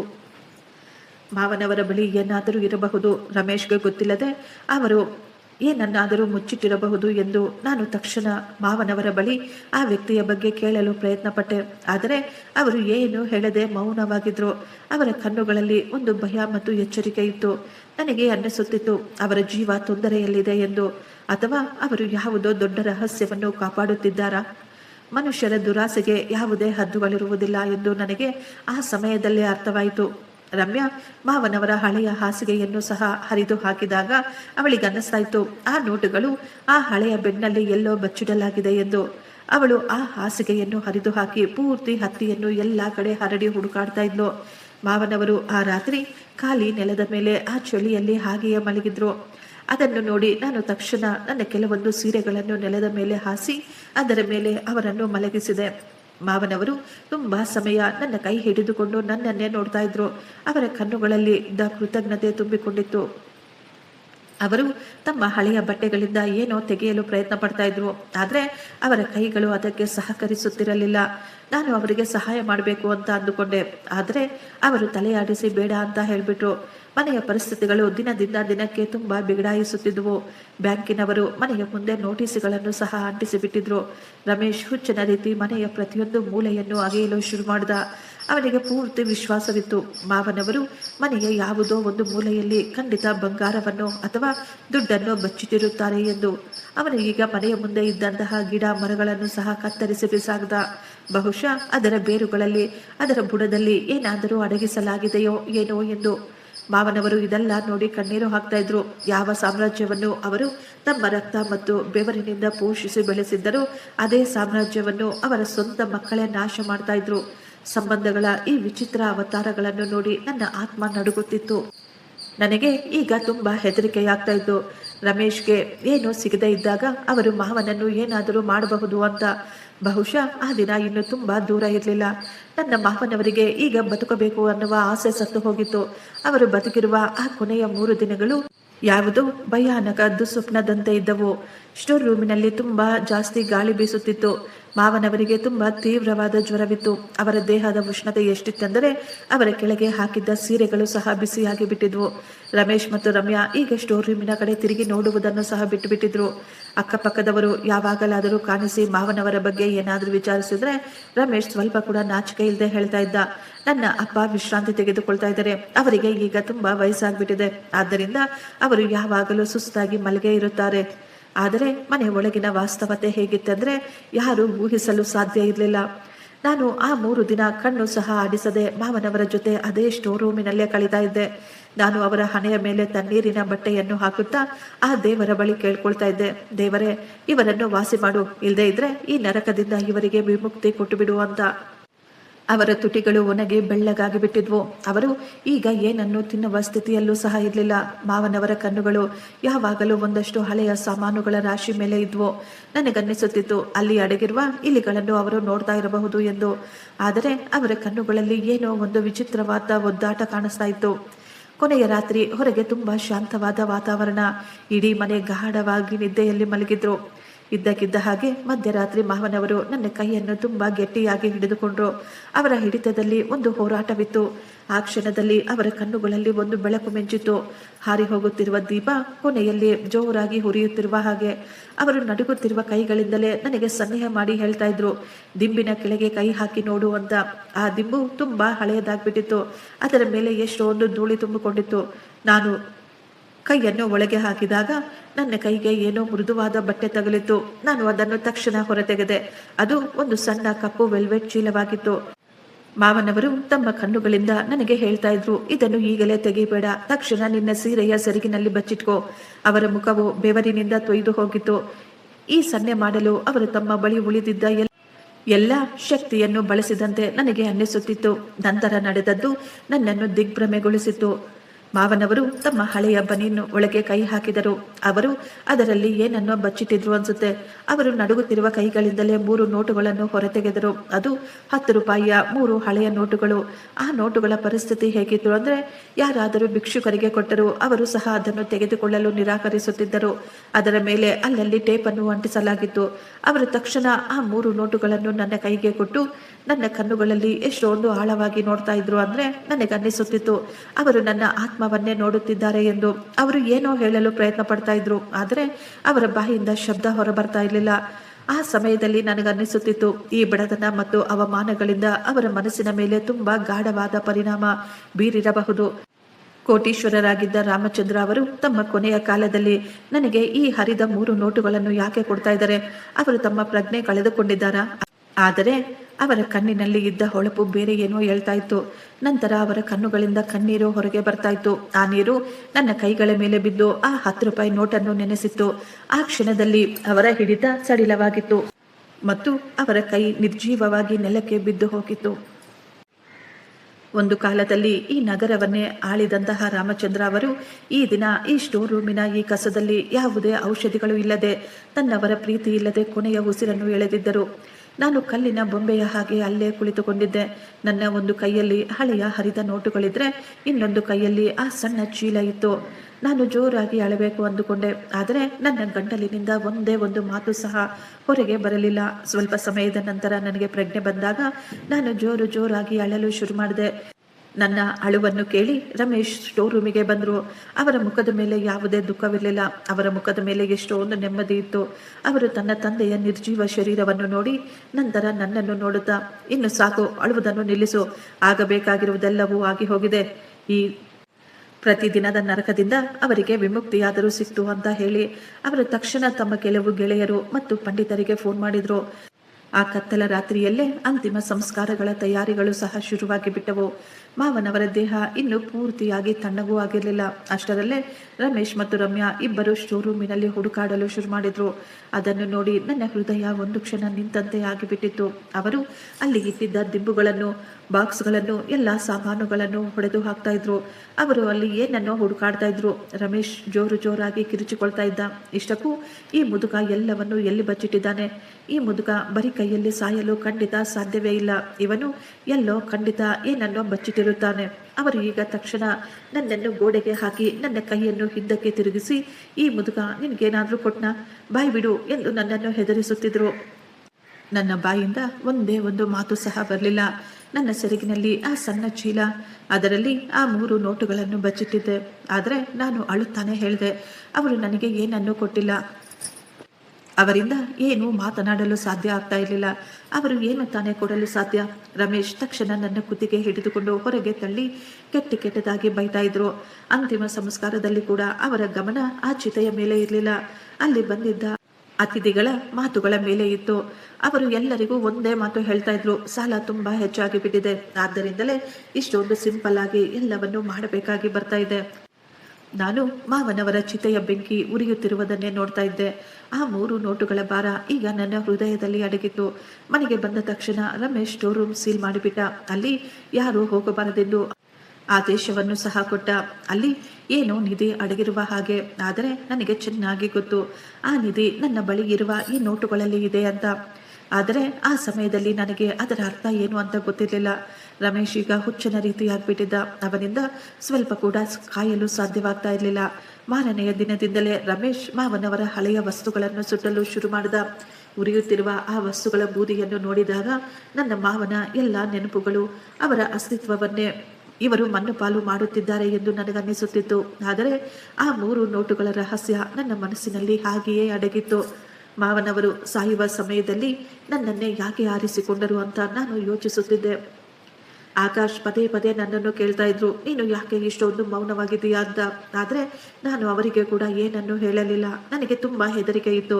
ಆಕಾಶ್ನ ಅಮಾಯಕತ್ವ, ಅವನ ಮುಗ್ಧತೆ ರಮೇಶ್ನ ದುರಾಸೆಗೆ ಬಲಿಯಾಗಬಹುದು ಎಂದು ನನಗೆ ಅನ್ನಿಸುತ್ತಿತ್ತು. ಆ ನೋಟುಗಳಲ್ಲಿ ಬಹುಶಃ ಯಾವುದೋ ರಹಸ್ಯ ಅಡಗಿದೆ. ಬಹುಶಃ ಈ ಇಡೀ ಬಡತನದ ಹಾದಿಯನ್ನು ಅದು ಬದಲಾಯಿಸಿ ಬಿಡಬಹುದು ಎಂದು ನಾನು ತೀರ್ಮಾನ ಮಾಡಿಕೊಂಡೆ. ಈ ನೋಟುಗಳ ರಹಸ್ಯ ತಿಳಿದುಕೊಳ್ಳುವವರೆಗೂ ನಾನು ನೆಮ್ಮದಿಯಾಗಿ ಕುಳಿತುಕೊಳ್ಳಬಾರದು ಅಂತ. ಮಾವನವರು ಹೋದ ನಂತರ ಆ ಮನೆಯಲ್ಲಿ ಅಡಗಿದ್ದ ಮೌನ ಅದು ಶಾಂತಿಯಾಗಿರಲಿಲ್ಲ. ಬದಲಾಗಿ ಅದು ಯಾವುದೋ ಸುನಾಮಿಯ ಮುನ್ಸೂಚನೆಯಾಗಿತ್ತು. ರಮೇಶ್ ಮತ್ತು ರಮ್ಯಾ ಇಬ್ಬರು ತೀರ್ಮಾನ ಮಾಡಿಬಿಟ್ಟಿದ್ರು, ಮಾವನವರು ಸಾಯುವಾಗ ಅವರ ಸಾವಿನ ಜೊತೆ ಆ ರಹಸ್ಯ ಕೂಡ ಹೊರಟು ಹೋಗಿದೆ ಎಂದು. ಆದರೆ ನನ್ನೊಳಗೆ ಇದ್ದಂತಹ ಆ ಅಶಾಂತಿ ನನ್ನ ನಿದ್ದೆಯನ್ನೇ ಕಸಿದುಕೊಂಡು ಬಿಟ್ಟಿತ್ತು. ಮಾವನವರು ಸತ್ತು ಇನ್ನು ಕೇವಲ 1 ವಾರ ಆಗಿತ್ತು ಅಷ್ಟೇ. ಅಷ್ಟರಲ್ಲೇ ರಮೇಶ್ ಆ ಮನೆಯನ್ನು ಮಾರಾಟ ಮಾಡಬೇಕು ಅಂತ ತೀರ್ಮಾನ ಮಾಡಿಕೊಂಡಿದ್ದ. ಬಂದಂತಹ ದುಡ್ಡಿನಲ್ಲಿ ಅವನು ಸಾಲವನ್ನು ತೀರಿಸಿ ಈ ದೇಶ ಬಿಟ್ಟು ಬೇರೆ ಕಡೆ ಸೆಟ್ಲ್ ಆಗಬೇಕು ಅಂದುಕೊಂಡಿದ್ದ. ನಾನು ಹೆದರಿಕೊಂಡಿದ್ದೆ, ಈ ಮನೆ ಮಾರಾಟ ಮಾಡಿದ್ರೆ ಆ ಸ್ಟೋರ್ ರೂಮು ಮತ್ತು ಗೋಡೆಗಳ ಮೇಲೆ ಇದ್ದಂತಹ ಎಲ್ಲ ರಹಸ್ಯಗಳು ಶಾಶ್ವತವಾಗಿ ಸಮಾಧಿಯಾಗಿ ಬಿಡುತ್ತವೆ ಎಂದು. ಒಂದು ರಾತ್ರಿ ಮನೆಯವರೆಲ್ಲರೂ ಗಾಢ ನಿದ್ದೆಯಲ್ಲಿದ್ದರು. ಹೊರಗೆ ನಾಯಿಗಳು ಬೊಗಳುತ್ತಿರುವ ಜೋರಾದ ಶಬ್ದ ಕೇಳಿಸ್ತಾ ಇತ್ತು. ಆ ಸಮಯದಲ್ಲಿ ನಾನು ನನ್ನ ಅಲ್ಮಾರಿಯಿಂದ ಆ ಸಣ್ಣ ಚೀಲ ಮತ್ತು 10 ರೂಪಾಯಿ ನೋಟುಗಳನ್ನು ಹೊರತೆಗೆದೆ. ಆ ಸಣ್ಣ ಬೆಳಕಿನಲ್ಲಿಯೇ ನಾನು ಅದನ್ನು ಟೇಬಲ್ ಮೇಲೆ ಇಟ್ಟು ಗಮನಿಸುತ್ತಿದ್ದೆ. ಮೊದಲ ನೋಟದಲ್ಲಿ ಅದು ನನಗೆ ಕಸದ ರೀತಿ ಅನ್ನಿಸುತ್ತಿತ್ತು. ಆದರೆ ನಾನು ಈಗ ಅದನ್ನು ತುಂಬಾ ಗಮನವಿಟ್ಟು ನೀಟಾಗಿ ನೋಡಿದಾಗ ನನ್ನ ತಲೆ ಸುತ್ತುತ್ತಿರುವ ಹಾಗೆ ಅನ್ನಿಸ್ತಾ ಇತ್ತು. ಮಾವನವರು ಆ ನೋಟುಗಳನ್ನು ತುಂಬಾ ಜಾಗ್ರತೆಯಿಂದ ಟೇಪಿನಿಂದ ಅಂಟಿಸಿದ್ದರು. ನಾನು ಗಮನಿಸಿದೆ, ಆ 3 ನೋಟುಗಳ ಸೀರಿಯಲ್ ನಂಬರ್ಗಳನ್ನು ಯಾರೋ ತಿದ್ದಿರುವುದು. ಬಹುಶಃ ತುಂಬಾ ಸಣ್ಣ ಸೂಜಿಯಿಂದ ಆ ಅಂಕಗಳನ್ನು ತಿದ್ದಿ ಬೇರೆ ನಂಬರ್ಗಳನ್ನು ಬರೆಯಲಾಗಿತ್ತು. ಇದನ್ನು ನೋಡಿದ ತಕ್ಷಣ ನನ್ನ ಹೃದಯ ಜೋರಾಗಿ ಹೊಡೆದುಕೊಳ್ಳಲು ಶುರುವಾಯಿತು. ನಾನು ತಕ್ಷಣ ಒಂದು ಟಾರ್ಚ್ ಅನ್ನು ತೆಗೆದುಕೊಂಡು ಆ ಬೆಳಕಿನಲ್ಲಿ ನೋಟುಗಳನ್ನು ಗಮನಿಸುತ್ತಿದ್ದೆ. ನೋಟಿನ ಮಧ್ಯದಲ್ಲಿ ವಾಟರ್ ಮಾರ್ಕ್ ಇರುವ ಕಡೆ ತುಂಬಾ ಸೂಕ್ಷ್ಮವಾಗಿ ಏನನ್ನೋ ಬರೆಯಲಾಗಿತ್ತು. ಅದು ಯಾವುದೋ ಸಾಧಾರಣವಾದ ಬರವಣಿಗೆಯಾಗಿರಲಿಲ್ಲ. ಅದರ ಮೇಲೆ ಯಾವುದೋ ನಕ್ಷೆಯ ರೀತಿ ಆಕೃತಿಗಳಿದ್ದವು. ನಾನು ಆ 3 ನೋಟುಗಳನ್ನು ಒಟ್ಟಿಗೆ ಇಟ್ಟು ಗಮನಿಸಿದಾಗ ನನಗರ್ಥವಾಯಿತು, ಇದರಲ್ಲಿ ಏನೋ ಒಗಟು ಅಡಗಿದೆ ಎಂದು. ನಾನು ಈಗ ಆ 3 ನೋಟುಗಳನ್ನು ನಿರ್ದಿಷ್ಟ ರೀತಿಯಲ್ಲಿ ಒಟ್ಟಾಗಿ ಜೋಡಿಸಿ ಇಟ್ಟಾಗ ಅವುಗಳ ಹರಿದ ಹಂಚುಗಳ ಹಿಂದೆ ವಿಳಾಸ ಮತ್ತು ಕೆಲವು ಅಂಕೆಗಳು ಕಾಣಿಸುತ್ತಿದ್ದವು. ಆ ಕೋಡು ಯಾವುದೋ ಬ್ಯಾಂಕ್ ಲಾಕರ್ನ ಕೋಡ್ ರೀತಿ ಕಾಣಿಸುತ್ತಿತ್ತು. ಆದರೆ ಅದರಲ್ಲಿ ಯಾವ ಬ್ಯಾಂಕ್ ಎಂದು ಮಾತ್ರ ಬರೆದಿರಲಿಲ್ಲ. ನನಗೆ ಈಗ ಸಣ್ಣ ಚೀಲ ನೆನಪಾಯಿತು. ನಾನು ಅದನ್ನು ಓಪನ್ ಮಾಡಿದಾಗ ಅದರಲ್ಲಿ ಒಂದು ಸಣ್ಣ ಬೀಗವಿತ್ತು. ಅದರ ಮೇಲೆ ಯಾವುದೇ ನಂಬರ್ ಇರಲಿಲ್ಲ. ಆದರೆ ಅದರ ಮೇಲೆ ಒಂದು ಸಣ್ಣ ಚಿಹ್ನೆ ಇತ್ತು, ಒಂದು ಉದಯಿಸುತ್ತಿರುವ ಸೂರ್ಯನ ಚಿಹ್ನೆ. ಆ ಚಿಹ್ನೆ ನನಗೆ ತುಂಬಾ ಪರಿಚಿತ ಎಂದು ಅನ್ನಿಸುತ್ತಿತ್ತು. ತಕ್ಷಣ ನನ್ನ ಮನಸ್ಸಿಗೆ ಒಂದು ಮಿಂಚಿನ ರೀತಿ ಹೊಳೆದಿತ್ತು. ಮಾವನವರ ಹಳೆಯ ಕಚೇರಿಯ ಬಳಿ ರೈಸಿಂಗ್ ಸನ್ ಕೋಆಪರೇಟಿವ್ ಬ್ಯಾಂಕ್ ಎಂದು ಹಳೆಯದಾದ ಒಂದು ಸಣ್ಣ ಬ್ಯಾಂಕ್ ಇತ್ತು. ಬಹುಶಃ ಈ ಬೀಗ ಆ ಬ್ಯಾಂಕಿನದ್ದು ಇರಬಹುದಾ? ಮಾವನವರು ಇದನ್ನು ಎಷ್ಟೊಂದು ಜಾಗ್ರತೆಯಾಗಿ ಯಾಕೆ ಎತ್ತಿಟ್ಟಿದ್ರು? ರಮೇಶ್ ಮಾವನವರ ಎಲ್ಲ ಬ್ಯಾಂಕ್ ಅಕೌಂಟುಗಳನ್ನು ಸಹ ಹುಡುಕಾಡಿಬಿಟ್ಟಿದ್ದ. ಆ ರೀತಿ ಇರಬೇಕಾದ್ರೆ ಈ ಬ್ಯಾಂಕು ಅವನ ದೃಷ್ಟಿಯಿಂದ ಹೇಗೆ ತಪ್ಪಿಸಿಕೊಂಡಿತ್ತು ಎಂದು ನಾನು ಯೋಚಿಸುತ್ತಿದ್ದೆ.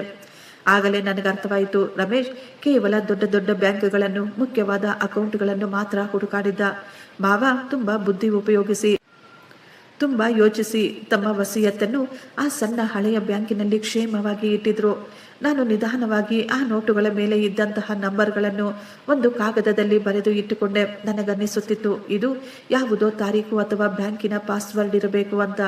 ನಾನು ಆ ನಂಬರ್ಗಳನ್ನು ಮಾವನ ಜನ್ಮದಿನಕ್ಕೆ ಜೋಡಿಸಲು ಪ್ರಯತ್ನ ಪಟ್ಟೆ. ಆದರೆ ಅದು ಹೊಂದಿಕೆ ಅನ್ನಿಸಲಿಲ್ಲ. ಆಗಲೇ ನನಗೆ ನೆನಪಿಗೆ ಬಂದಿತ್ತು, ಮಾವನವರು ಎಷ್ಟೋ ಬಾರಿ ನಿದ್ದೆಯಲ್ಲಿ ಏನೋ ಬಡಬಡಾಯಿಸುತ್ತಿದ್ರು. ನಾನು ಯೋಚಿಸುತ್ತಿದ್ದೆ, ಈ ಅಂಕೆಗಳು ಯಾವುದಾದರೂ ಜಾಗಕ್ಕೆ ಹೋಗುವ ಗುರುತಾಗಿರಬಹುದಾ? ನಾನು ಮತ್ತೆ ಆ ನೋಟುಗಳನ್ನು ಗಮನ ಇಟ್ಟು ನೋಡ್ತಾ ಇದ್ದೆ. ನಾನು ಈಗ ನಿಧಾನವಾಗಿ ಆ ಟೇಪನ್ನು ಕೂಡ ತೆಗೆಯಲು ಪ್ರಯತ್ನ ಪಡುತ್ತಿದ್ದೆ. ಅದರ ಕೆಳಗೆ ಬರೆಯಲಾಗಿತ್ತು, ಕೊನೆಯ ವಿಶ್ವಾಸ. ಇದನ್ನು ನೋಡಿ ನನ್ನ ಉಸಿರು ಒಂದು ಕ್ಷಣ ನಿಂತಂತೆ ಆಗಿತ್ತು. ನನ್ನ ಮಾವನವರು ನನ್ನ ಮೇಲೆ ಎಷ್ಟೊಂದು ವಿಶ್ವಾಸವನ್ನು ಯಾಕೆ ತೋರಿಸಿದ್ದರು? ಅವರಿಗೆ ಗೊತ್ತಿತ್ತಾ ಅವರ ಸ್ವಂತ ಮಕ್ಕಳೇ ಅವರಿಗೆ ಶತ್ರುಗಳಾಗಿ ಬಿಟ್ಟಿದ್ದಾರೆ ಅಂತ? ಅದೇ ಸಮಯದಲ್ಲಿ ನನಗೆ ಸ್ಟೋರ್ ರೂಮಿನ ಆ ಗೋಡೆಗಳು ನೆನಪಿಗೆ ಬಂದಿದ್ದವು. ಅಲ್ಲಿ ಮಾವನವರು ಯಾವಾಗಲೂ ಗೋಡೆ ಮೇಲೆ ಏನನ್ನು ಗೀಚಾಡುತ್ತಿದ್ರು.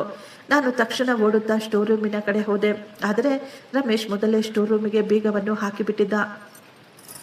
ನಾನು ಆ ಸಣ್ಣ ಕಿಟಕಿಯಿಂದ ಒಳಗೆ ನೋಡಬಹುದಾಗಿತ್ತು. ನಾನು ಟಾರ್ಚ್ ಬೆಳಕಿನಿಂದ ಒಳಗೆ ಬಗ್ಗಿ ನೋಡ್ತಾ ಇದ್ದೆ. ನೆಲದ ಮೇಲೆ ಮಾವನವರು ಏನೋ ಬರೆದಿದ್ದ ಸ್ಥಳದಲ್ಲಿ ಸ್ವಲ್ಪ ಮಣ್ಣು ಎದ್ದ ಹಾಗೆ ಕಾಣಿಸುತ್ತಿತ್ತು. ನಾನು ಕಿಟಕಿಯ ಮೂಲಕ ನನ್ನ ಕೈಯನ್ನು ಒಳಗೆ ತೂರಿಸಿ ಆ ಪ್ರದೇಶವನ್ನು ಕಲ್ಲಿನಿಂದ ಕೆರೆದು ಹಾಕಿದೆ. ಅಲ್ಲಿ ಒಂದು ಸಣ್ಣ ತಗ್ಗು ಇತ್ತು. ಅದರಲ್ಲಿ ಒಂದು ಸಣ್ಣ ಪೇಪರನ್ನು ಇಡಲಾಗಿತ್ತು. ನಾನು ತಕ್ಷಣ ಅದನ್ನು ಎತ್ತಿಕೊಂಡು ನನ್ನ ರೂಮಿಗೆ ಬಂದುಬಿಟ್ಟೆ. ಆ ಪುಟದಲ್ಲಿ ಮಾವನವರ ಕೈ ಬರಹದಲ್ಲಿ ಏನೋ ಬರೆಯಲಾಗಿತ್ತು.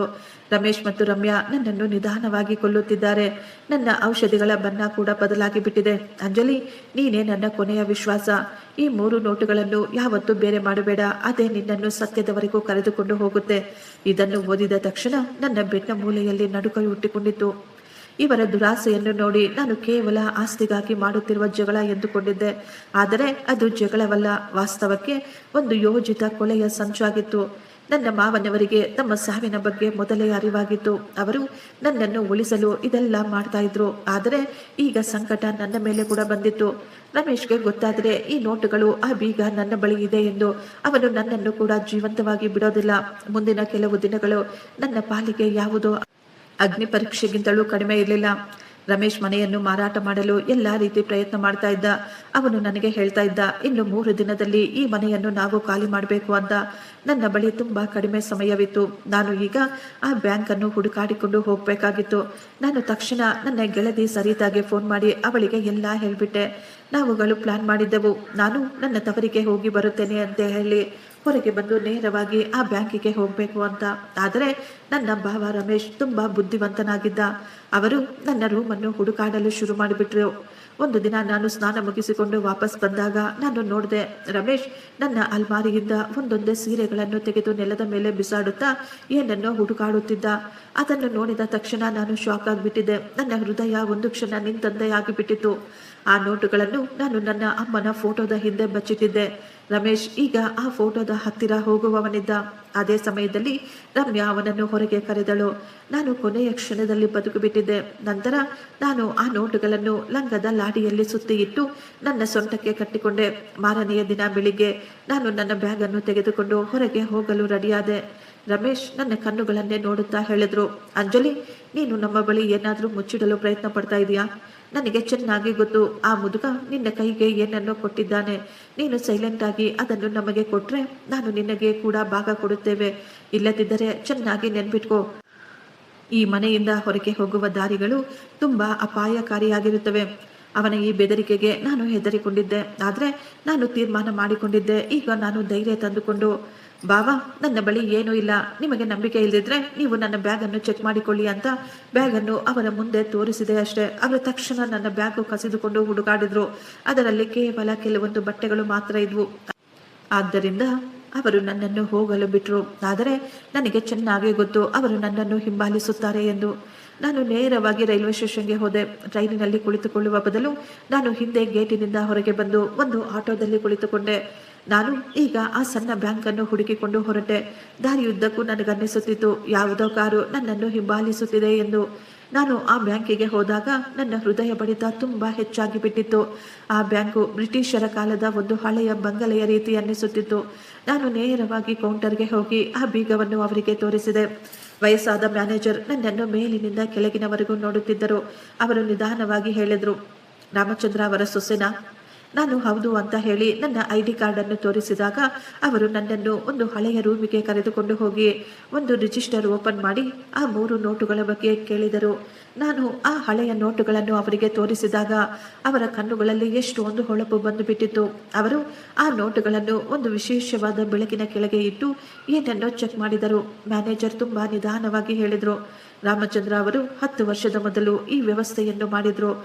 ಅವರು ಮೊದಲೇ ಹೇಳಿದ್ದರು, ಯಾವಾಗಲಾದರೂ ನಾನು ಈ ಲೋಕದಲ್ಲಿ ಇಲ್ಲದಿರಬೇಕಾದ್ರೆ ಅವರು ವಸಿಯತ್ತಿನ ಬಗ್ಗೆ ಯಾವುದಾದರೂ ಗಲಾಟೆಗಳು ನಡೆದರೆ ಯಾರ ಬಳಿ ಈ 3 ನೋಟುಗಳು ಸಿಗುತ್ತವೋ ಅವರೇ ನಿಜವಾದ ಉತ್ತರಾಧಿಕಾರಿಯಾಗಿರುತ್ತಾರೆ. ನಾವು ಈಗ ಆ ಲಾಕರ್ ರೂಮಿನ ಕಡೆ ಹೋಗ್ತಾ ಇದ್ವಿ. ಆಗ ನನ್ನ ಮಾವನವರ ಅಂತಿಮ ಕ್ಷಣಗಳು ನೆನಪಿಗೆ ಬರುತ್ತಿದ್ದವು. ಆ ಬೀಗವನ್ನು ಓಪನ್ ಮಾಡಬೇಕಾದ್ರೆ ನನ್ನ ಕೈಗಳು ನಡುಗುತ್ತಿದ್ದವು. ಲಾಕರ್ ಓಪನ್ ಮಾಡಿದಾಗ ಅದರೊಳಗೆ ಬಂಗಾರ ವಜ್ರ ಇರಲಿಲ್ಲ.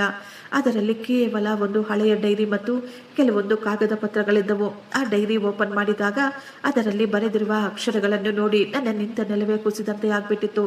ಮಾವನವರು ಬರೆದಿದ್ರು, ನಾನು ನನ್ನ ಕೋಟ್ಯಾಂತರ ರೂಪಾಯಿ ಯಾವತ್ತೂ ಕಳೆದುಕೊಂಡೇ ಇರಲಿಲ್ಲ. ಯಾವ ನಷ್ಟವನ್ನು ಬಿಸ್ನೆಸ್ನಲ್ಲಿ ತೋರಿಸಲಾಗಿತ್ತೋ ಅದು ಕೇವಲ ಮೇಲ್ನೋಟಕ್ಕೆ ಮಾತ್ರ. ಅವರು ತಮ್ಮ ಮಕ್ಕಳ ನಿಜವಾದ ಗುಣವನ್ನು ತಿಳಿದುಕೊಳ್ಳಲು ಇದೆಲ್ಲವನ್ನು ಮಾಡಿದ್ರು. ಆ ಲಾಕರ್ನಲ್ಲಿ ಒಂದು ಸಣ್ಣ ವಾಯ್ಸ್ ರೆಕಾರ್ಡ್ ಕೂಡ ಇತ್ತು. ನಾನು ಅದನ್ನು ಆನ್ ಮಾಡಿದಾಗ ಅದರಲ್ಲಿ ನನ್ನ ಮಾವನವರ ಧ್ವನಿ ಕೇಳಿಸುತ್ತಿತ್ತು. ಅವರು ಹೇಳ್ತಾ ಇದ್ರು, ಅಂಜಲಿ, ನೀನು ಇದನ್ನು ಕೇಳಿಸಿಕೊಳ್ತಾ ಇದೆಯಾ ಅಂದರೆ ಇದರ ಅರ್ಥ ರಮೇಶ್ ಮತ್ತು ರಮ್ಯಾ ಇಬ್ಬರು ಸೇರಿಕೊಂಡು ನನ್ನನ್ನು ಕೊಂದು ಹಾಕಿದ್ದಾರೆ ಎಂದು. ಆದರೆ ಅವನಿಗೆ ಗೊತ್ತಿಲ್ಲ ಯಾವ ಮನೆ ಮಾರಾಟ ಮಾಡಬೇಕು ಅಂತ ಅವನು ಪ್ರಯತ್ನ ಪಡುತ್ತಿದ್ದಾನೋ ಅದರ ಕೆಳಗೆ ನಿಜವಾದ ನಿಧಿ ಇಲ್ಲ. ಅದರ ಕೆಳಗೆ ಅವನ ಅವನತಿ ಅಡಗಿದೆ. ಇದನ್ನು ಓದಿ ನಾನು ಶಾಕ್ ಆಗಿಬಿಟ್ಟಿದ್ದೆ. ನನಗೆ ಅರ್ಥವೇ ಆಗಲಿಲ್ಲ ಇದೆಲ್ಲ ಏನು ಅಂತ. ನಿಧಿ ಇಲ್ಲ, ಅಲ್ಲಿ ಅವನ ಅವನತಿ ಅಡಗಿದೆ. ಆ ನೋಟುಗಳ ನಿಜವಾದ ಉದ್ದೇಶ ಕೇವಲ ಆ ಲಾಕರ್ ಬಳಿ ತಲುಪುವುದು ಅಲ್ಲ. ಅದರ ನಿಜವಾದ ಉದ್ದೇಶ ನನಗಿನ್ನೂ ಅರ್ಥವಾಗಿಲ್ಲ. ನನಗೆ ಅನ್ನಿಸುತ್ತಿತ್ತು ಇದೆಲ್ಲವೂ ಇಲ್ಲಿಗೆ ಮುಗಿದು ಹೋಗಿಲ್ಲ ಎಂದು. ಬ್ಯಾಂಕಿನ ಆ ಲಾಕರ್ ರೂಮಿನಲ್ಲಿ ಹಳೆಯ ರೆಕಾರ್ಡಿಂಗ್ನಿಂದ ಮಾವನ ಧ್ವನಿ ಪ್ರತಿಧ್ವನಿಸಿದಾಗ ನನ್ನ ಹೃದಯದಲ್ಲಿ ನೋವು ಶುರುವಾಗಿತ್ತು. ಅವರ ಧ್ವನಿಯಲ್ಲಿ ಹಳೆಯ ಗಡಸುತನ ಇರಲಿಲ್ಲ. ಅವರ ಧೈರ್ಯ ಕಾಣಿಸುತ್ತಿರಲಿಲ್ಲ. ಅವರು ಒಬ್ಬ ಸೋತ ತಂದೆಯ ರೀತಿ ಮಾತನಾಡ್ತಾ ಇದ್ರು. ಅವರು ತನ್ನ ಕೊನೆಯ ಉಸಿರಿಗಾಗಿ ನ್ಯಾಯಕ್ಕಾಗಿ ಬೇಡಿಕೊಳ್ಳುತ್ತಿದ್ದರು. ಮಾವನವರ ಪ್ರತಿಯೊಂದು ಮಾತುಗಳು ನನ್ನ ಹೃದಯದಲ್ಲಿ ನಾಟುತ್ತಿದ್ದವು. ಅವರು ಹೇಳ್ತಾ ಇದ್ರು, ಅಂಜಲಿ, ಮಗಳೇ, ನೀನು ಇಲ್ಲಿಗೆ ತಲುಪಿದ್ದೀಯಾ ಅಂದ್ರೆ ನನ್ನ ವಿಶ್ವಾಸ ನಿಜವಾದದ್ದು. ರಮೇಶ್ಗೆ ಅನ್ನಿಸುತ್ತಿದೆ ಅವನು ನನ್ನನ್ನು ದೋಚಿಕೊಂಡು ಬಿಟ್ಟಿದ್ದಾನೆ ಅಂತ. ನಾನು ಅವನಿಗೆ ಬಿಟ್ಟಂತಹ ಆ ಕಾಗದ ಪತ್ರಗಳು ಮಾತ್ರ ಅವನು ದೋಚಿಕೊಂಡಿದ್ದಾನೆ ಅಷ್ಟೇ. ನಿಜವಾದ ಶಕ್ತಿ ಇರುವುದು ಆ ಕಾಗದಗಳ ತುಂಡುಗಳಲ್ಲಿ ಅಲ್ಲ. ಬದಲಾಗಿ ನಾನು ನಿನ್ನ ಅತ್ತೆ ಸಾವಿತ್ರಿಯ ಹೆಸರಿನ ಮೇಲೆ ತುಂಬಾ ವರ್ಷಗಳ ಮೊದಲು ನಗರದಿಂದ ಸ್ವಲ್ಪ ದೂರ ಖರೀದಿಸಿದ ಭೂಮಿಯಲ್ಲಿ ಅಡಗಿದೆ. ರಮೇಶ್ ಮತ್ತು ರಮ್ಯಾ ಇಬ್ಬರೂ ಸೇರಿಕೊಂಡು ನನಗೆ ವಿಷ ಕೊಡುತ್ತಿದ್ದಾರೆ. ಅವರು ನನ್ನ ಔಷಧಿಗಳಲ್ಲಿ ನಿಧಾನವಾಗಿ ಕೆಲವೊಂದು ರಾಸಾಯನಗಳನ್ನು ಬೆರೆಸುತ್ತಿದ್ದಾರೆ. ಅದು ಒಳಗೊಳಗೆ ಒಬ್ಬ ವ್ಯಕ್ತಿಯನ್ನು ಪೂರ್ತಿಯಾಗಿ ಕೊಂದು ಹಾಕುತ್ತೆ. ನನಗೆ ಎಲ್ಲವೂ ಮೊದಲಿನಿಂದಲೇ ಗೊತ್ತಿತ್ತು. ಆದರೂ ನಾನು ಆ ಔಷಧಿಗಳನ್ನು ತೆಗೆದುಕೊಳ್ತಾ ಇದ್ದೆ. ಯಾಕೆಂದ್ರೆ ನಾನು ನೋಡಬೇಕಾಗಿತ್ತು ನನ್ನ ಸ್ವಂತ ಮಕ್ಕಳು, ನನ್ನ ಸ್ವಂತ ರಕ್ತ ಇನ್ನು ಏನೇನು ಮಾಡ್ತಾರೆ ಅಂತ. ನಾನು ನಡುಗುತ್ತಿರುವ ಕೈಗಳಿಂದಲೇ ಆ ರೆಕಾರ್ಡಿಂಗ್ ಅನ್ನು ಬಂದ್ ಮಾಡಿಬಿಟ್ಟೆ. ಯಾವ ವ್ಯಕ್ತಿಗೆ ನಾನು ಹಗಲು ರಾತ್ರಿ ಎನ್ನದೇ ಸೇವೆ ಮಾಡಿದ್ನೋ ಅವರನ್ನು ಅವರ ಮಕ್ಕಳೇ ಹಂತ ಹಂತವಾಗಿ ಕೊಂದು ಹಾಕಿದರು. ಡೈರಿಯಲ್ಲಿ ಆ ಔಷಧಿಗಳ ಹೆಸರು ಮತ್ತು ತಾರೀಖನ್ನು ಸಹ ಬರೆಯಲಾಗಿತ್ತು. ಡೈರಿಯ ಮಧ್ಯದಲ್ಲಿ ವಿಲ್ನ ಮೂಲ ಪ್ರತಿ ಇತ್ತು. ನ್ಯಾಯಾಲಯದ ಮುದ್ರೆಯ ಸಹ ಅದರ ಮೇಲೆ ಹಾಕಲಾಗಿತ್ತು. ಸಾಕ್ಷಿಗಾಗಿ ಅದೇ ಬ್ಯಾಂಕಿನ ಮ್ಯಾನೇಜರ್ ಸಹಿ ಕೂಡ ಇತ್ತು. ವಿಲ್ನಲ್ಲಿ ಸ್ಪಷ್ಟವಾಗಿ ಹೇಳಲಾಗಿತ್ತು, ರಾಮಚಂದ್ರ ಅವರ ಎಲ್ಲ ರಹಸ್ಯ ಆಸ್ತಿಗಳಿಗೆ, ಕೋಟ್ಯಾಂತರ ರೂಪಾಯಿ ಮೌಲ್ಯದ ಭೂಮಿಗೆ ಮತ್ತು ಇತರ ಹೂಡಿಕೆಗಳಿಗೆ ಅಂಜಲಿಯ ವಾರಸುದಾರಳು ಎಂದು. ರಮೇಶ್ ಮತ್ತು ಆಕಾಶ್ನನ್ನು ಅವರ ಈ ಕ್ರೌರ್ಯದಿಂದ ಅವರನ್ನು ಸಂಪೂರ್ಣವಾಗಿ ಆಸ್ತಿಯಿಂದ ಹೊರಗೆ ಇರಿಸಲಾಗಿತ್ತು. ಆದರೆ ಕೊನೆಯಲ್ಲಿ ಒಂದು ಷರತ್ತನ್ನು ಬರೆಯಲಾಗಿತ್ತು. ನನ್ನ ಮರಣದಿಂದ ಕನಿಷ್ಠ 1 ತಿಂಗಳು ಕಳೆದರೆ ಮಾತ್ರ ಈ ವಿಲ್ಲು ಜಾರಿಗೆ ಬರುತ್ತೆ. ನನ್ನ ಮಾವನವರು ತುಂಬಾ ದೂರದವರೆಗೂ ಯೋಚಿಸಿದ್ರು. ಅವರಿಗೆ ಚೆನ್ನಾಗಿ ಗೊತ್ತಿತ್ತು, ಈ ಸತ್ಯ ಏನಾದರೂ ರಮೇಶ್ಗೆ ಗೊತ್ತಾದ್ರೆ ಅವನು ನನ್ನನ್ನು ಹೆದರಿಸಿ ಬೆದರಿಸಿ ಕೊನೆಗೆ ನನ್ನನ್ನು ಕೂಡ ಕೊಂದು ಹಾಕುತ್ತಾನೆ ಎಂದು. ಆ ಮನೆಯನ್ನು ಮಾರಾಟ ಮಾಡಲು ಅವನಿಗೆ ಅವರು ಅವಕಾಶ ಮಾಡಿಕೊಟ್ಟಿದ್ರು. ಅವರ ದುರಾಸೆಯಲ್ಲಿ ಅವನೇ ಸಿಕ್ಕಿ ಹಾಕಿಕೊಳ್ಳಲಿ ಎಂದು. ಮನೆಯನ್ನು ಮಾರಾಟ ಮಾಡಿದಾಗ ಆಗ ಅವನಿಗೆ ಗೊತ್ತಾಗುತ್ತೆ, ಮನೆಯ ನಿಜವಾದ ಮಾಲೀಕತ್ವ ದಾಖಲೆಗಳು ಈ ಲಾಕರ್ನಲ್ಲಿ ಇವೆ ಮತ್ತು ಅವನು ಮಾಡಿದ ಒಪ್ಪಂದ ಕಾನೂನುಬದ್ಧವಾಗಿ ಅನೂರ್ಜಿತ ಎಂದು. ನಾನು ಅಲ್ಲಿಂದ ಹೊರಗೆ ಬಂದಾಗ ಹೊರಗೆ ಅದೇ ಕಪ್ಪು ಬಣ್ಣದ ಕಾರು ನಿಂತುಕೊಂಡಿತ್ತು. ನಾನು ಆಟೋದಲ್ಲಿ ಕುಳಿತುಕೊಂಡಾಗ ಆ ಕಾರು ಮತ್ತೆ ನನ್ನನ್ನು ಹಿಂಬಾಲಿಸಲು ಶುರುವಾಯಿತು. ಈಗ ನನ್ನ ಹೃದಯ ತುಂಬ ಜೋರಾಗಿ ಹೊಡೆದುಕೊಳ್ತಾ ಇತ್ತು. ನಾನು ಆಟೋದವರಿಗೆ ಹೇಳಿದೆ, ಸ್ವಲ್ಪ ತುಂಬ ಬೇಗ ಹೋಗಿ. ನಾನು ಸಣ್ಣ ಪುಟ್ಟ ಸಂಧಿಗಳಿಂದ ಮುಂದೆ ಹೋಗುತ್ತಾ ನನ್ನ ಗೆಳತಿಯ ಮನೆಗೆ ಹೋಗಿ ಸೇರಿಕೊಂಡೆ. ನನಗೆ ಚೆನ್ನಾಗಿ ಗೊತ್ತು, ನಾನು ಈಗ ನೇರವಾಗಿ ಮನೆಗೆ ಹೋಗೋದು ಅಂದರೆ ಅದು ಸುರಕ್ಷಿತವಲ್ಲ ಅಂತ. ನನ್ನ ಗೆಳತಿಯ ಮನೆಗೆ ಹೋಗಿ ನಾನು ಈಗ ಮತ್ತೆ ಆ ನೋಟುಗಳನ್ನು ನೀಟಾಗಿ ಗಮನಿಸುತ್ತಿದ್ದೆ. ಈಗ ನನ್ನ ಮುಂದೆ ಅದರ ರಹಸ್ಯ ಬಯಲಾಗಿತ್ತು. ಅದರ ಮೇಲೆ ಬರೆಯಲಾಗಿದ್ದ ಆ ಕೋಡು ಅದು ಆ ಜಮೀನಿನ ಖಾತಾ ನಂಬರ್ ಆಗಿತ್ತು. ನಂತರ ನಾನು ಆ ಡೈರಿಯ ಪುಟದಲ್ಲಿ ಬೇರೊಂದು ವಿಷಯವನ್ನು ಸಹ ಗಮನಿಸಿದೆ. ಅದು ನನ್ನನ್ನು ಭಯಭೀತಗೊಳಿಸಿತು. ನನ್ನ ಮಾವನವರು ಬರೆದಿದ್ರು, ಅಂಜಲಿ, ರಮೇಶ್ ಯಾವ ಬಂಗಲೆಯ ಕೆಳಗೆ ನಿಧಿಯನ್ನು ಹುಡುಕುತ್ತಿದ್ದಾನೋ ಅಲ್ಲಿ ನಿಧಿ ಇಲ್ಲ.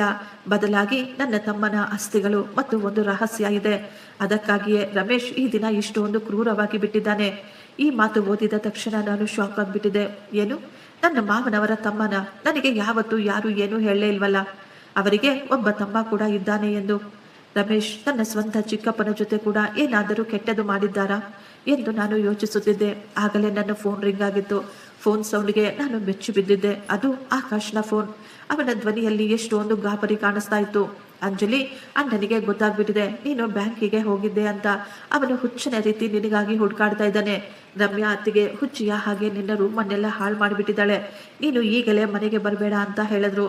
ನಾನು ತಕ್ಷಣ ಆಕಾಶ್ನನ್ನು ಕೇಳಿದೆ, ನಿಮಗೆ ಮಾವನವರ ತಮ್ಮನ ಬಗ್ಗೆ ಏನಾದರೂ ಗೊತ್ತಾ? ಈ ಮಾತು ಕೇಳಿದ ತಕ್ಷಣ ಅವರು ಸ್ವಲ್ಪ ಸಮಯ ಸುಮ್ಮನಾಗಿ ಬಿಟ್ರು. ನಂತರ ಹೇಳಿದ್ರು, ಅದು ತುಂಬಾ ಹಳೆಯ ಕತೆ. ಅಣ್ಣ ಹೇಳ್ತಾ ಇದ್ದ, ಅಪ್ಪ ಅವರನ್ನು ಕೊಂದು ಹಾಕಿದ್ದಾರೆ ಎಂದು. ನನಗೆ ಈಗ ಅರ್ಥವಾಯಿತು, ಆಕಾಶ್ನ ಮನಸ್ಸಿನಲ್ಲಿ ಅವರ ತಂದೆಯ ವಿರುದ್ಧ ಇಷ್ಟೊಂದು ದ್ವೇಷ ಯಾಕೆ ಇದೆ ಎಂದು. ಅವರಿಗನ್ನಿಸುತ್ತಿತ್ತು ಅವರ ತಂದೆ ಒಬ್ಬ ಕೊಲೆಗಾರ ಅಂತ. ಆದರೆ ಮಾವನವರ ಡೈರಿ ಬೇರೆ ಕಥೆಯನ್ನೇ ಹೇಳ್ತಾ ಇತ್ತು. ನಾನು ಈಗ ಧೈರ್ಯ ಮಾಡಿಕೊಂಡು ತೀರ್ಮಾನ ತೆಗೆದುಕೊಂಡೆ, ಇನ್ನು ಬಚ್ಚಿಟ್ಟುಕೊಳ್ಳುವ ಸಮಯ ಮುಗಿದು ಹೋಗಿದೆ. ನಾನು ಈಗ ಆ ಬಂಗಲೆಗೆ ವಾಪಸ್ ಹೋಗಬೇಕು.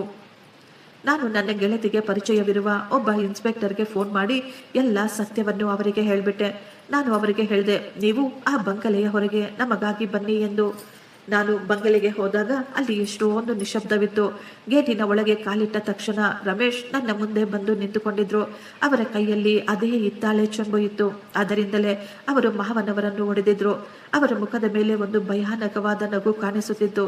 ಅವರು ನಗು ನಗುತ್ತಾ ಹೇಳಿದ್ರು, ಬಂದು ಬಿಟ್ಯಾ ನಮ್ಮ ಮನೆಯ ಮಹಾರಾಣಿ? ಆ ಬೀಗ, ಬಿಲ್ಲು, ಎಲ್ಲ ಕಾಗದ ಪತ್ರ ನನ್ನ ಕೈಗೆ ಕೊಡು. ನನಗೆ ಚೆನ್ನಾಗಿ ಗೊತ್ತು ನೀನು ಆ ಹಳೆಯ ಬ್ಯಾಂಕಿಗೆ ಹೋಗಿದ್ದೆ ಅಂತ. ನಾನು ತುಂಬಾ ಶಾಂತವಾಗಿ ಹೇಳಿದೆ, ಬಾವಾ, ನೀವು ಮಾಡಿರುವುದಕ್ಕೆ ಕಾನೂನು ಯಾವತ್ತೂ ನಿಮ್ಮನ್ನು ಕ್ಷಮಿಸೋದಿಲ್ಲ. ನೀವು ಮಾವನವರಿಗೆ ವಿಷ ಕೊಟ್ಟು ಅವರನ್ನು ಕೊಂದು ಹಾಕಿದ್ದೀರಾ. ಈ ಮಾತು ಕೇಳಿದ ತಕ್ಷಣ ರಮೇಶ್ ಹೇಳ್ದ, ಆ ಮುದುಕ ಇದಕ್ಕೆ ಲಾಯಕ್ಕು. ಅವನು ಆಸ್ತಿಗಾಗಿ ತನ್ನ ಸ್ವಂತ ತಮ್ಮನನ್ನೇ ಕೊಂದು ಹಾಕಿದ. ಈ ದಿನ ನಾನು ಕೂಡ ಅದೇ ಕೆಲಸ ಮಾಡಿದ್ದೀನಿ. ನಾನು ಜೋರಾಗಿ ಕಿರುಚುತ್ತಾ ಹೇಳಿದೆ, ಇಲ್ಲ, ಇದೆಲ್ಲ ಸುಳ್ಳು. ಮಾವನವರು ಯಾವತ್ತೂ ಯಾರನ್ನೂ ಕೊಲೆ ಮಾಡಲಿಲ್ಲ. ನಿಮ್ಮ ಚಿಕ್ಕಪ್ಪನವರು ಆತ್ಮಹತ್ಯೆ ಮಾಡಿಕೊಂಡಿದ್ರು. ಯಾಕೆಂದ್ರೆ ಅವರು ಜೂಜಾಟದಲ್ಲಿ ಎಲ್ಲ ಕಳೆದುಕೊಂಡಿದ್ರು. ತನ್ನ ತಮ್ಮನನ್ನು ಕಾಪಾಡಲು ಮಾವ ತುಂಬಾ ಪ್ರಯತ್ನ ಪಟ್ರು. ಅದೆಲ್ಲವೂ ಈ ಡೈರಿಯಲ್ಲಿ ಬರೆಯಲಾಗಿದೆ. ರಮೇಶ್ ಕಣ್ಣುಗಳಲ್ಲಿ ಎಷ್ಟೊಂದು ಕೋಪ ಕಾಣಿಸ್ತಾ ಇತ್ತು. ಹೌದು, ಅವರನ್ನು ಕೂಡ ನಾನೇ ಕೊಂದೆ. ಏನೀಗ ಎಂದು ಅವರು ತಕ್ಷಣ ನನ್ನ ಮೇಲೆ ಎರಗಿದರು. ಅಷ್ಟರಲ್ಲಿ ರಮ್ಯಾ ಹೇಳಿದ್ಲು, ರಮೇಶ್ ನಿಂತ್ಕೋ, ಪೊಲೀಸರು ಬಂದು ಬಿಟ್ಟಿದ್ದಾರೆ. ಪೊಲೀಸರನ್ನು ಅಲ್ಲಿ ನೋಡಿ ರಮೇಶ್ ಒಂದು ಕ್ಷಣ ಶಾಕ್ ಆಗಿ ಬಿಟ್ಟಿದ್ರು. ಇನ್ಸ್ಪೆಕ್ಟರ್ ಮತ್ತು ಅವರ ಟೀಮ್ ಒಳಗೆ ಬಂದು ಬಿಟ್ಟಿದ್ರು. ನಾನು ಆ ಡೈರಿಯನ್ನು ಮತ್ತು ವಸಿಯತ್ತನ್ನು ಪೊಲೀಸರ ಕೈಗೆ ಒಪ್ಪಿಸಿದೆ. ಇನ್ಸ್ಪೆಕ್ಟರ್ ಹೇಳ್ತಾ ಇದ್ರು, ನಮಗೆ ಈ ಬಂಗಲೆಯ ನೆಲಮಹಳಿಗೆ ನೋಡಬೇಕು. ಈ ಮಾತು ಕೇಳಿದ ತಕ್ಷಣ ರಮೇಶ್ನ ಮುಖ ಬೆಳ್ಳಗೆ ಬಿಡಿಸಿಕೊಂಡಿತ್ತು. ಈಗ ಪೊಲೀಸ್ನವರು ನೆಲಮಹಳಿಗೆ ಹುಡುಕಲು ಶುರು ಮಾಡಿದ್ರು. ಅಲ್ಲಿ ಕೇವಲ ಅಸ್ಥಿಪಂಜರ ಮಾತ್ರ ಸಿಗಲಿಲ್ಲ, ಮಾವನವರ ತಮ್ಮನ ಸೂಸೈಡ್ ಪತ್ರ ಕೂಡ ಸಿಕ್ತು. ಅದು ಒಂದು ಪ್ಲಾಸ್ಟಿಕ್ ಕವರ್ನಲ್ಲಿ ಸುರಕ್ಷಿತವಾಗಿತ್ತು. ಅದರಲ್ಲಿ ನೀಟಾಗಿ ಬರೆಯಲಾಗಿತ್ತು, ರಮೇಶ್ ತನ್ನ ಚಿಕ್ಕಪ್ಪನನ್ನು ಹೇಗೆ ಎತ್ತಿ ಕಟ್ಟಿದ, ಅವರ ಎಲ್ಲ ಆಸ್ತಿಯ ಕಾಗದ ಪತ್ರಗಳನ್ನು ಸಹ ಬಚ್ಚಿಟ್ಟಿದ್ದ. ದಾರಿ ಇಲ್ಲದೆ ಅವರು ಆತ್ಮಹತ್ಯೆ ಮಾಡಿಕೊಳ್ಳಬೇಕಾಯಿತು ಅಂತ. ನಂತರ ಆ ಎಲ್ಲ ಆರೋಪಗಳನ್ನು ಅವನು ಮಾವನ ಮೇಲೆ ಹೊರಿಸಿಬಿಟ್ಟ. ರಮೇಶ್ ಎಷ್ಟೋ ವರ್ಷ ತನ್ನ ತಂದೆಯನ್ನು ನೀವೊಬ್ಬ ಕೊಲೆಗಾರರು ಅನ್ನುವ ಭಾರವನ್ನು ಹೊರಿಸಿದ್ದ. ಕೊನೆಯಲ್ಲಿ ಅವರನ್ನು ಸಹ ಕೊಂದು ಹಾಕಿದ್ದ. ಈ ಎಲ್ಲ ಸತ್ಯ ಹೊರಬಂದಾಗ ಪೊಲೀಸರು ತಕ್ಷಣ ಅವನನ್ನು ಅರೆಸ್ಟ್ ಮಾಡಿದ್ರು. ರಮ್ಯಾ ಅಲ್ಲೇ ನೆಲದ ಮೇಲೆ ಕುಳಿತು ಜೋರಾಗಿ ಅಳಲು ಶುರು ಮಾಡಿದ್ಲು. ಆಕಾಶ್ ತಲೆಯನ್ನು ಸಹ ಎತ್ತಲಾಗದೆ ಅವನು ಅಲ್ಲೇ ಕುಸಿದು ಬಿದ್ದಿದ್ದ. ಯಾವ ಬಂಗಲೆಯಲ್ಲಿ ಒಂದು ಸಮಯದಲ್ಲಿ ಎಷ್ಟು ಒಂದು ಸಂತೋಷ ತುಂಬಿ ತುಳುಕುತ್ತಿತ್ತೋ ಅಲ್ಲಿ ಈ ದಿನ ಅವರ ಪಾಪದ ಕೊಡಗಳು ತುಂಬಿದ್ದವು. ಪೊಲೀಸರು ರಮೇಶ್ನನ್ನು ಅರೆಸ್ಟ್ ಮಾಡಿ ಅಲ್ಲಿಂದ ಎಳೆದುಕೊಂಡು ಹೋದ್ರು. ಮಾವನವರು ತಮ್ಮ ಕೊನೆಯ ದಿನಗಳನ್ನು ಕಳೆದಂತಹ ಆ ಸ್ಟೋರ್ ರೂಮಿನ ಕಡೆ ನಾನು ನೋಡ್ತಾ ಇದ್ದೆ. ನನಗೆ ಅನ್ನಿಸುತ್ತಿತ್ತು, ಅವರು ಅಲ್ಲೇ ಕಿಟಕಿಯಲ್ಲಿ ನಿಂತು ನನಗೆ ಆಶೀರ್ವಾದ ಮಾಡ್ತಾ ಇದ್ದಾರೆ ಎಂದು. ಆ 3 ಹರಿದ ನೋಟುಗಳು ಈಗಲೂ ನನ್ನ ಕೈಯಲ್ಲಿ ಭದ್ರವಾಗಿದ್ವು. ಅವರು ನನ್ನ ಕೈಗೆ ಕೇವಲ ದುಡ್ಡನ್ನು ಮಾತ್ರ ಕೊಟ್ಟಿರಲಿಲ್ಲ, ಅವರು ಒಂದು ರಹಸ್ಯ ಸಹ ನನಗೆ ಒಪ್ಪಿಸಿದ್ದರು. ರಮೇಶ್ನನ್ನು ಪೊಲೀಸರು ಅರೆಸ್ಟ್ ಮಾಡಿ ಜೀಪಿನಲ್ಲಿ ಕರೆದುಕೊಂಡು ಹೋಗಬೇಕಾದ್ರೆ ಅವನ ಮುಖದ ಮೇಲೆ ಪಶ್ಚಾತ್ತಾಪ ಕಾಣಿಸುತ್ತಿರಲಿಲ್ಲ. ಅವನು ನನ್ನನ್ನು ಕೋಪದಿಂದ ಗುರಾಯಿಸುತ್ತಿದ್ದ. ರಮ್ಯಾ ಮನೆಯ ಅಂಗಳದಲ್ಲಿ ತಲೆ ಮೇಲೆ ಕೈಯೊತ್ತು ಅಳುತ್ತಾ ಕುಳಿತಿದ್ಲು. ಅವಳ ಎಲ್ಲ ಅಹಂಕಾರ ಈಗ ಮಣ್ಣು ಪಾಲಾಗ್ಬಿಟ್ಟಿತ್ತು. ಆಕಾಶ್ ಒಂದು ನೆರಳಿನ ಹಾಗೆ ತನ್ನ ಅಣ್ಣನ ಹಿಂದೆ ಓಡಾಡ್ತಾ ಇದ್ದ. ಅವನು ಈಗ ಒಂಟಿಯಾಗಿ ಕುಳಿತು ಜೋರಾಗಿ ಅಳ್ತಾ ಇದ್ದ. ಅವನು ನನ್ನ ಬಳಿ ಏನೋ ಹೇಳಬೇಕು ಅಂತ ಪ್ರಯತ್ನ ಪಡ್ತಾ ಇದ್ದ. ಆದರೆ ನಾನು ಅವನನ್ನು ನೋಡಿ ಮುಖ ತಿರುಗಿಸಿಕೊಂಡೆ. ಮಾರನೆಯ ದಿನ ನಾನು ಆ ನೋಟುಗಳನ್ನು ಟೇಬಲ್ ಮೇಲೆ ಇಟ್ಟು ಯೋಚಿಸುತ್ತಿದ್ದೆ. ಎಲ್ಲ ಸತ್ಯ ಹೊರಬಂದಿದೆ. ರಮೇಶ್ ಅವರನ್ನು ಪೊಲೀಸರು ಅರೆಸ್ಟ್ ಮಾಡಿದ್ದಾರೆ. ಆದರೆ ಈ ನೋಟಿನ ಹಿಂದೆ ಇರುವ ರಹಸ್ಯವೇನು? ಮಾವನವರು ನನಗೆ ಇನ್ನೂ ಏನಾದರೂ ಹೇಳಲು ಬಯಸುತ್ತಿದ್ದಾರಾ ಎಂದು. ನಾನು ಈಗ ಆ ನೋಟುಗಳನ್ನು ಆ ಡೈರಿಯ ಕೊನೆಯಲ್ಲಿ ಬರೆದಿದ್ದಂತಹ ಆ ರೇಖೆಗಳ ಮಧ್ಯೆ ಇಟ್ಟೆ. ಆಗ ಒಂದು ಅದೃಶ್ಯವಾದ ದೃಶ್ಯ ನನ್ನ ಕಣ್ಣ ಮುಂದೆ ಬಂದಿತ್ತು. ಅದರಲ್ಲಿ ನನಗೆ ಒಂದು ಮೊಬೈಲ್ ನಂಬರ್ ಮತ್ತು ಒಂದು ಗುಪ್ತವಾದ ಸಂದೇಶ ಕಾಣಿಸಿತ್ತು. ಅದರಲ್ಲಿ ಬರೆಯಲಾಗಿತ್ತು, ಅಂಜಲಿ, ತಪ್ಪು ಮಾಡಿದವರಿಗೆ ಶಿಕ್ಷೆ ಕೊಡುವುದು ಮಾತ್ರ ನ್ಯಾಯವಲ್ಲ, ಪೀಡಿತರಿಗೆ ಅವರು ಕಳೆದುಕೊಂಡದ್ದನ್ನು, ಅವರ ಅಧಿಕಾರವನ್ನು ವಾಪಸ್ ಕೊಡುವುದು ಕೂಡ ನ್ಯಾಯವೇ. ನಾನು ನಡುಗುತ್ತಿರುವ ಕೈಗಳಿಂದಲೇ ಆ ನಂಬರ್ ಅನ್ನು ಡಯಲ್ ಮಾಡಿದೆ. ಮತ್ತೊಂದು ಕಡೆಯಿಂದ ಒಂದು ಗಂಭೀರವಾದ ಆದರೆ ಶಾಂತವಾದ ಧ್ವನಿ ಕೇಳಿಸುತ್ತಿತ್ತು. ವಕೀಲರು ಹೇಳಿದ್ರು, ನಿಮ್ಮ ಮಾವನವರು ವಿಲ್ ಅನ್ನು ಮಾತ್ರ ಮಾಡಿಸಲಿಲ್ಲ, ಅವರು ಒಂದು ಗುಪ್ತವಾದ ಫಂಡ್ ಅನ್ನು ಸಹ ಮಾಡಿಸಿದ್ದಾರೆ. ಸಾವಿರಾರು ಸಣ್ಣ ಹೂಡಿಕೆದಾರರ ಹಣವನ್ನು ರಮೇಶ್ ಮೋಸದಿಂದ ಲಪಟಾಯಿಸಿದ್ದ. ಮಾವ ಆ ದುಡ್ಡನ್ನು ನನಗಾಗಿ ಬಿಟ್ಟಿರಲಿಲ್ಲ, ಆ ಬಡ ಅಮಾಯಕರಿಗೆ ಅವರ ಸಾಲ ವಾಪಸ್ ತೀರಿಸಬೇಕಾಗಿತ್ತು. ಮಾವನವರು ನನ್ನನ್ನು ಅವರ ಆಸ್ತಿಯ ಉತ್ತರಾಧಿಕಾರಿಯನ್ನಾಗಿ ಮಾಡಿರಲಿಲ್ಲ, ಬದಲಾಗಿ ಅವರ ಸ್ವಂತ ಮಕ್ಕಳು ಅಳಿಸಿ ಹಾಕಿದ ನೈತಿಕತೆಯನ್ನು ಉಳಿಸುವ ಜವಾಬ್ದಾರಿಯನ್ನು ವಹಿಸಿದ್ದರು. ಮಾವನವರು ಆ ನೋಟುಗಳನ್ನು ಯಾಕೆ ಹರಿದು ಹಾಕಿದ್ರು ಅಂದರೆ, ಆ ನೋಟುಗಳನ್ನು ಜೋಡಿಸಿ ಬುದ್ಧಿ ಉಪಯೋಗಿಸಿ ತಾಳ್ಮೆಯಿಂದ ಎಲ್ಲವನ್ನು ತಿಳಿದುಕೊಳ್ಬೇಕು ಅಂತ. ಆ ನೋಟುಗಳನ್ನು ನೇರವಾಗಿ ಕೊಟ್ಟು ಬಿಟ್ಟರೆ ರಮೇಶ್ ಅದನ್ನು ನನ್ನಿಂದ ಕಸಿದುಕೊಂಡು ಬಿಡ್ತಾ ಇದ್ದ, ಅಥವಾ ನಾನು ಅದನ್ನು ಖರ್ಚು ಮಾಡಿ ಬಿಡುತ್ತಿದ್ದೆ. ಆದರೆ ಆ ನೋಟುಗಳ ಪರಿಸ್ಥಿತಿ ಹೇಗಿತ್ತು ಅಂದರೆ, ರಾಮಚಂದ್ರ ಅವರ ಮೇಲೆ ನಿಜವಾದ ಪ್ರೀತಿ ವಿಶ್ವಾಸ ಇರುವವರು ಮಾತ್ರ ಆ ನೋಟುಗಳನ್ನು ಹಾಗೆಯೇ ಭದ್ರವಾಗಿ ಎತ್ತಿಟ್ಟುಕೊಳ್ಳಲು ಸಾಧ್ಯ. ನಾನು ಆ ನೋಟುಗಳನ್ನು ಸೇರಿಸಿ ಹುಡುಕಾಡಿದಂತಹ ಆ ದಾರಿ ಅದು ಕೇವಲ ಆಸ್ತಿಯ ದಾರಿಯಾಗಿರಲಿಲ್ಲ, ಅದು ಒಂದು ಆತ್ಮಶಾಂತಿಯ ಮಾರ್ಗವಾಗಿತ್ತು. ಮುಂದಿನ ಕೆಲವು ತಿಂಗಳುಗಳು ನಾನು ತುಂಬಾ ವ್ಯಸ್ತವಾಗಿದ್ದೆ. ಭಾವನವರ ಆಸೆಯಂತೆ ಅವರ ವಿಲ್ ಪ್ರಕಾರ ಅವರ ಎಲ್ಲ ಗುಪ್ತ ಆಸ್ತಿಯನ್ನು ಒಂದು ವ್ಯವಸ್ಥೆ ಮಾಡಿದೆ. ನಾನು ಆ ಬಂಗಲೆಯನ್ನು ಸಹ ಮಾರಾಟ ಮಾಡಿಬಿಟ್ಟೆ. ಯಾಕೆಂದ್ರೆ ಆ ಬಂಗಲೆಯ ಗೋಡೆಯಲ್ಲಿ ಈಗಲೂ ಮಾವನವರ ಕಣ್ಣೀರು, ಅವರ ನೋವು, ರಮೇಶ್ನ ಕ್ರೌರ್ಯ ತುಂಬಿಕೊಂಡಿತ್ತು. ಆ ಬಂಗಲೆಯಿಂದ ದೊರೆತಂತಹ ದುಡ್ಡು ಮತ್ತು ಮಾವನವರು ಸೇರಿಸಿಟ್ಟಿದ್ದ ಗುಪ್ತ ಆಸ್ತಿಯಿಂದ ರಮೇಶ್ನಿಂದ ಹಾಳಾಗಿದ್ದ ಆ ಎಲ್ಲ ಸಾಲಗಾರರ ಸಾಲ ತೀರಿಸಿಬಿಟ್ಟೆ. ನಾನು ಆ ಸಣ್ಣ ಸಣ್ಣ ಅಂಗಡಿಗಳ ಮನೆಯ ಜನರಿಗೆ ಅವರ ದುಡ್ಡನ್ನು ವಾಪಸ್ ಕೊಡುವಾಗ ಅವರ ಕಣ್ಣುಗಳಲ್ಲಿ ಇದ್ದ ಹೊಳಪು, ಅದೇ ನನ್ನ ಮಾವನವರ ನಿಜವಾದ ಐಶ್ವರ್ಯವಾಗಿತ್ತು. ಆಕಾಶ್ ನನ್ನ ಬಳಿ ಕ್ಷಮಾಪಣೆ ಕೇಳಿ ಮತ್ತೆ ಹೊಸದಾಗಿ ನಮ್ಮ ಜೀವನ ಆರಂಭಿಸೋಣ ಎಂದು ಹೇಳಿದರು. ನಾನು ಅವರನ್ನು ಕ್ಷಮಿಸಿಬಿಟ್ಟಿದ್ದೆ. ಆದರೆ ನಾನು ತೀರ್ಮಾನ ಮಾಡಿಕೊಂಡಿದ್ದೆ, ಇನ್ನು ಮುಂದೆ ನನ್ನ ಜೀವನವನ್ನು ನಾನು ಸ್ವತಂತ್ರವಾಗಿ ನನ್ನ ಇಚ್ಛೆಯಿಂದ ನಡೆಸಬೇಕು ಅಂತ. ನಾನು ಸಣ್ಣದಾಗಿ ಒಂದು ಟ್ರಸ್ಟ್ ಅನ್ನು ಓಪನ್ ಮಾಡಿದೆ. ಅದರ ಹೆಸರು ರಾಮಚಂದ್ರ ಸದನ್ ಅಂತ ಇಟ್ಟೆ. ಅನಾಥರು, ಬಡವರಿಗೆ ಆ ಟ್ರಸ್ಟ್ ಕೆಲಸ ಮಾಡುತ್ತಿತ್ತು. ಆ ದಿನ ನಾನು ಆ ಸಂಸ್ಥೆಯ ಅಂಗಳದಲ್ಲಿ ಕುಳಿತಾಗ ಮಾವನವರ ಆ 3 ನೋಟುಗಳು ನನಗೆ ನೆನಪಿಗೆ ಬರ್ತಾ ಇದ್ವು. ಈ ದಿನವೂ ಆ ನೋಟುಗಳು ನನ್ನ ಬಳಿ ಭದ್ರವಾಗಿ ಇದ್ದವು. ಆ ನೋಟುಗಳು ನನಗೆ ನೆನಪಿಸುತ್ತಿದ್ವು, ಮನುಷ್ಯರ ಬಳಿ ಎಲ್ಲವೂ ಮುಗಿದು ಹೋದಾಗ ಆಗಲೂ ಅವರ ಚರಿತ್ರೆ, ಸ್ವಾಭಿಮಾನ ಅವರ ಬಳಿ ಭದ್ರವಾಗಿ ಇರುತ್ತೆ. ಈ ಪ್ರಪಂಚಕ್ಕೆ ಅನ್ನಿಸುತ್ತಿತ್ತು ರಾಮಚಂದ್ರ ಅವರು ಬಡವರಾಗಿ ಹುಚ್ಚರ ರೀತಿ ಸತ್ತು ಹೋಗಿದ್ದಾರೆ ಅಂತ. ಆದರೆ ಸತ್ಯ ಹೇಳಬೇಕು ಅಂದ್ರೆ ಅವರು ಒಬ್ಬ ರಾಜರ ರೀತಿ ಹೋಗಿದ್ರು. ಅವರು ತಮ್ಮ ಕೊನೆಯ ಆಟದಲ್ಲಿ ಅವರು ಕೇವಲ ಕೆಟ್ಟದ್ದನ್ನು ಮಾತ್ರ ಸೋಲಿಸಲಿಲ್ಲ, ಅವರು ತಮ್ಮ ನಿಜವಾದ ಆಸೆಯನ್ನು, ಪರಂಪರೆಯನ್ನು ಒಂದು ಒಳ್ಳೆಯ ಕೈಗಳಿಗೆ ಒಪ್ಪಿಸಿದ್ದರು. ಆ 10 ರೂಪಾಯಿ ನೋಟುಗಳ ಬೆಲೆ ಕೋಟ್ಯಾಂತರ ರೂಪಾಯಿ ಆಗಿರಲಿಲ್ಲ. ಅದು ಒಬ್ಬ ಸಾಯುತ್ತಿರುವ ತಂದೆಯ ತನ್ನ ಸೊಸೆಯ ಮೇಲೆ ಇಟ್ಟಂತಹ ವಿಶ್ವಾಸವಾಗಿತ್ತು. ನನಗೆ ಬೇಸರವಾದಾಗ, ನಾನು ನಿಸ್ಸಹಾಯಕಳಾದಾಗ ನಾನು ಆ 3 ನೋಟುಗಳನ್ನೇ ನೋಡ್ತಾ ಇದ್ದೆ. ನನಗೆ ಮಾವನವರ ಆ ಕೊನೆಯ ಗಳಿಗೆ, ಅವರ ಕಣ್ಣುಗಳಲ್ಲಿ ಕಾಣಿಸಿದ ಆ ಹೊಳಪು ನೆನಪಿಗೆ ಬರ್ತಾ ಇತ್ತು. ಆ ಕಣ್ಣುಗಳು ನನಗೆ ಏನೋ ಹೇಳುತ್ತಿರುವಂತೆ ಅನ್ನಿಸುತ್ತಿತ್ತು. ಮಗಳೇ, ನೀನು ಒಂಟಿಯಲ್ಲ, ಸತ್ಯ ಯಾವಾಗಲೂ ನಿನ್ನ ಜೊತೆ ಇರುತ್ತೆ. ಈ ದಿನ ನಾನು ಕೋಟ್ಯಾಂತರ ರೂಪಾಯಿ ಒಡತಿಯಾಗಿದ್ದೆ. ಆದರೆ ನನ್ನ ನಿಜವಾದ ಆಸ್ತಿ ಆ ವಯಸ್ಸಾದವರ ಸೇವೆ ಮಾಡಿದರೆ ಸಿಗುವಂತಹ ನೆಮ್ಮದಿ. ಸಂಬಂಧಗಳ ಕಹಿ ಸತ್ಯ ನನ್ನನ್ನು ಕಠಿಣವಾಗಿ ಮಾಡಿರಲಿಲ್ಲ, ಅದು ನನ್ನನ್ನು ಇನ್ನೂ ಸಂವೇದನಶೀಲಿಯನ್ನಾಗಿ ಮಾಡಿತ್ತು. ಈಗ ನಾನು ನೆಮ್ಮದಿಯಾಗಿ ಆರಾಮವಾಗಿ ಮಲಗುತ್ತಿದ್ದೆ. ಯಾಕೆಂದ್ರೆ ನನಗೆ ಚೆನ್ನಾಗಿ ಗೊತ್ತು ನಮ್ಮ ಮಾವನವರ ಆತ್ಮಕ್ಕೆ ಶಾಂತಿ ಸಿಕ್ಕಿದೆ ಎಂದು. ಫ್ರೆಂಡ್ಸ್, ಈ ಸ್ಟೋರಿ ನಿಮಗೆ ಇಷ್ಟವಾಗಿದ್ದರೆ ಒಂದು ಲೈಕ್ ಮಾಡಿ ಮತ್ತು ನಮ್ಮ ಚಾನಲನ್ನು ಸಬ್ಸ್ಕ್ರೈಬ್ ಮಾಡಿಕೊಳ್ಳಿ. ಥ್ಯಾಂಕ್ ಯು, ಧನ್ಯವಾದಗಳು.